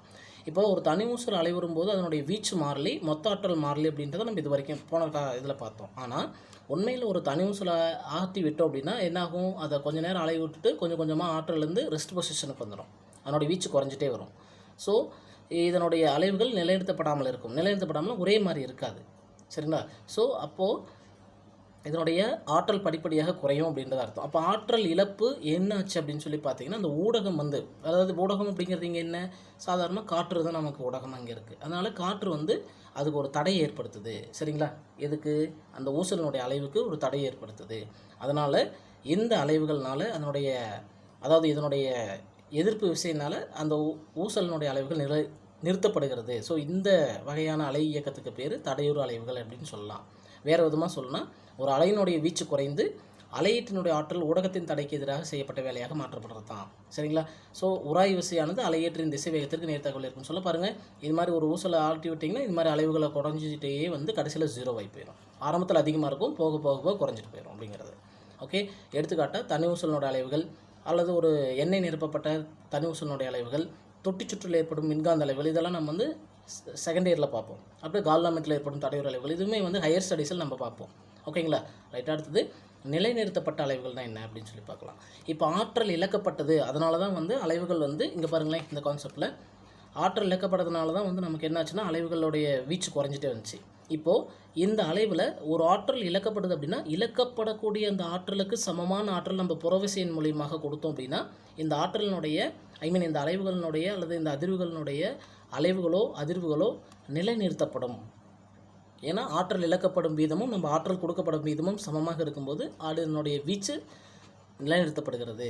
ஓகேங்களா? ஸோ இந்த மாதிரியான அலைவுகளுக்கு பேர் நிலைநிறுத்தப்பட்ட அலைவுகள் அப்படின்னு சொல்லலாம். எடுத்துக்காட்டாக நம்ம வந்து ஊஞ்சலில் ஆடும்போது சில சமயம் என்னாகும், ஒரு முறை ஆட்டி விட்டு அது போய் கடைசியில் ரெஸ்ட்டுக்கு வந்துடும். ஆனால் நம்ம என்ன பண்ணுவோம், ரெஸ்ட்டுக்கு வராமல் இருக்குன்னா மறுபடியும் ஒரு புறவிசை கொடுத்து நம்ம ஆட்டும் இல்லைங்களா, காலை தட்டியோ அல்லது வந்து பின்னாடி இருந்து யாராவது ஆட்டி விட சொல்லி நம்ம ஆடும்போது அதனுடைய அலைவுகள் வந்து நிலைநிறுத்தப்படுகிறது. சரிங்களா? இந்த மாதிரியான அலைவுகளுக்கு நிலைநிறுத்தப்பட்ட அலைவுகள் அப்படின்னு சொல்லி அர்த்தம். எடுத்துக்காட்டாக வந்து அதிர்வுறும் இசைக்கவையின் ஆற்றலை மின்கல அடக்கு, இப்போ ஒரு இசைக்கவையை வந்து புறவிசையின் மூலியமாக நம்ம வந்து அதிர்வுரை செய்கிறதுக்கு பேர் நம்ம இதை சொல்லலாம். அடுத்தது திணிப்பதிர்வுகள். திணிப்பதிர்வுகள் அப்படிங்கிறது எந்த ஒரு அலையேற்றி தான் இழந்த ஆற்றலை புறச்செயலழிவு அமைப்பினால் பெற்று தொடர்ந்து இயங்குகிறதோ அந்த அலையேற்றியை திணிப்பு அலையேற்றி அல்லது இயக்கப்பட்ட அலையேற்றி என அழைக்கிறோம். ஃபார் எக்ஸாம்பிள், ஒன்றும் இல்லை, நம்ம வந்து ஒரு மத்தளம் இருக்குதுன்னு வச்சுக்கோங்களேன். மத்தளம், வீணை, கிட்டார், இது மாதிரி எந்த ஒரு இன்ஸ்ட்ருமெண்ட் வேணாலும் எடுத்துக்கோங்க. இப்போ நான் மத்தளத்தை எடுத்துக்காட்டாக சொல்கிறேன். மத்தளத்தை ஒரு தட்டு தட்டுறோம், ஒரு நம்மக்கிட்ட இருக்கக்கூடிய அந்த குச்சியில் தட்டினோன்னு என்ன ஆகும், அது அதிர்வு ஆரம்பிக்கும். அதிர்வும்போது சவுண்ட் வரும். இப்போ அப்படியே பக்கத்தில் காது வச்சு கேட்டிங்கன்னா நமக்கு தொடர்ந்து அதிர்வுகள் உருவாகிட்டே இருக்கும். அது இயல்பான அதிர்வெண்ணில் அதிர்வு வரும். இப்போ நான் என்ன பண்ணுறேன், தட்டிட்டு அடுத்த ஒரு செகண்ட்லேயே நான் மறுபடியும் ஒரு ஃபோர்ஸை கொடுக்குறேன் அப்படின்னு வச்சுக்கோங்களேன். திரும்ப அது ஒரு மாதிரி அதிர ஆரம்பிக்கும். மறுபடியும் ஒரு முறை தட்டுறேன், அது மறுபடியும் வேறு மாதிரி அதிர ஆரம்பிக்கும். அப்போது அதனுடைய இயல்பு அதிர்வெண்ணுக்கு அதிர்வு வராமல் நம்ம கொடுக்கக்கூடிய விசையின் காரணமாக அந்த அதிர்வெண்ணில் அதிர்வுறக்கூடிய இந்த அதிர்வுகளுக்கு பேர் திணிப்பதிர்வுகள் அப்படின்னு பேர். சரிங்களா? ரைட். எடுத்துக்காட்டாக வந்து பார்த்திங்கன்னா கம்பி இசைக்கருவிகள் பெறப்படும் அதிர்வுகள். பார்த்திங்கன்னா வீணையெல்லாம் பார்த்திங்கன்னா நம்ம அப்படியே டியூன் பண்ணும்போது பாருங்கள், ஒரு முறை டியூன் பண்ணி விட்டால் அது நேச்சுரல் ஃப்ரீக்வன்சியில் அது வந்து டியூன் ஆகிட்டே இருக்கும். ஆனால் திரும்ப திரும்ப நம்ம அதை தட்டி விடும்போது நமக்கு வந்து அது ஃபோர்ஸ்டு, அதாவது என்ன சொல்கிறது, திணிப்பதிர்வில் அது மாறுது. ஓகேங்களா?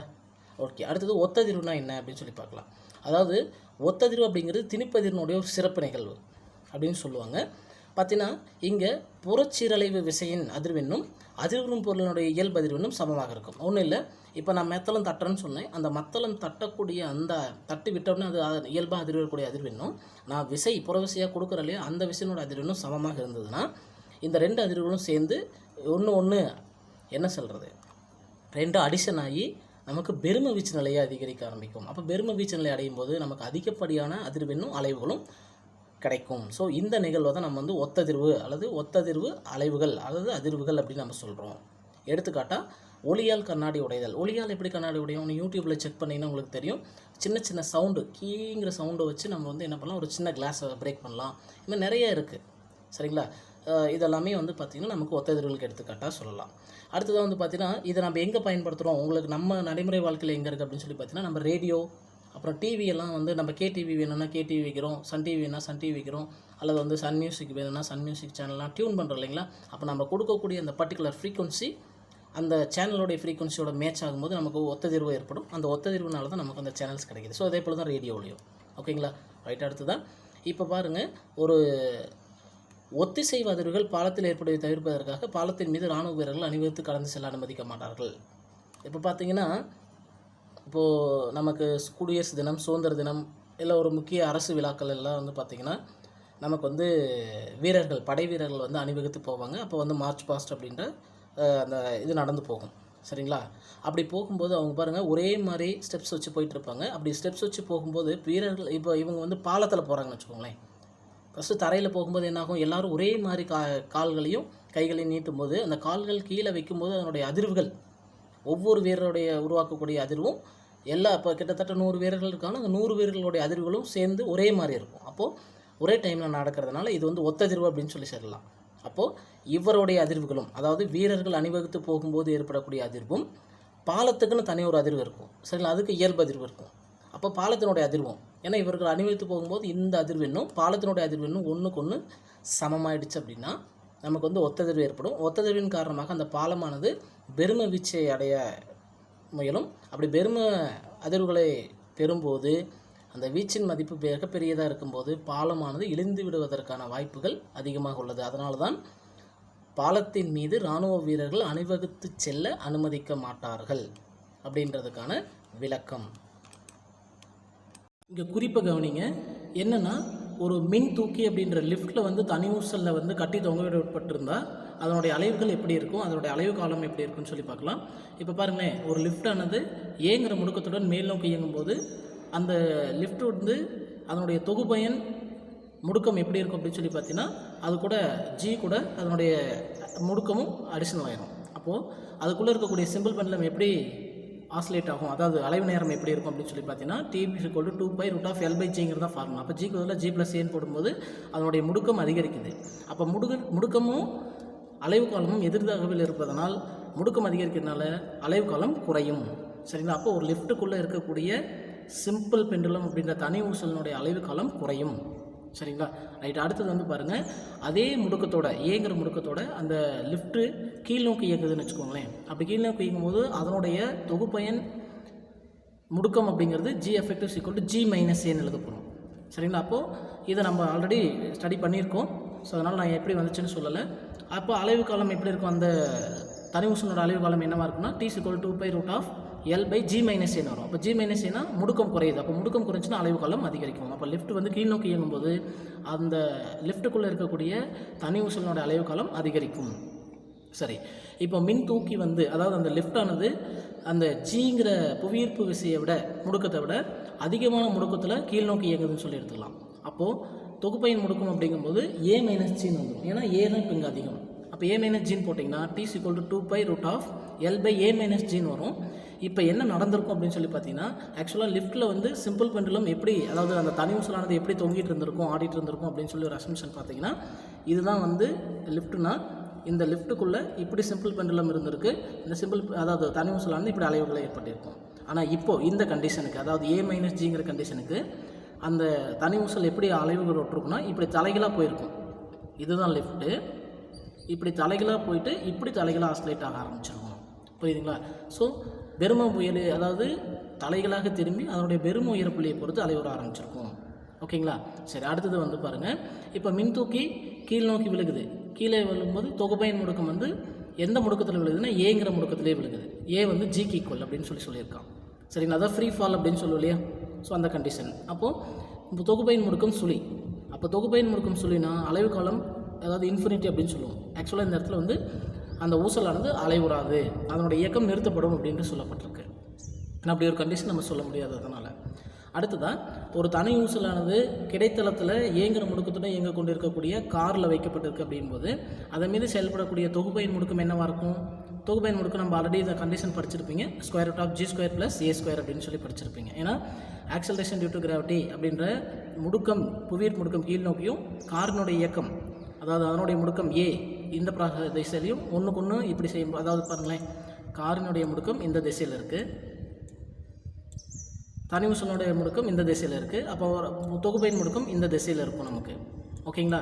ஸோ அப்போ இதை தான் நம்ம என்ன எடுத்துக்கிறோம், √G² + A² அப்படின்னு எடுத்துக்கோம். அப்போ அலைவு காலத்துக்கு இந்த சமன்பாட்டை பயன்படுத்தும் போது 2π√L/√G² + A² அப்படின்ட்டு அமையும். ஓகேங்களா? Thank you students.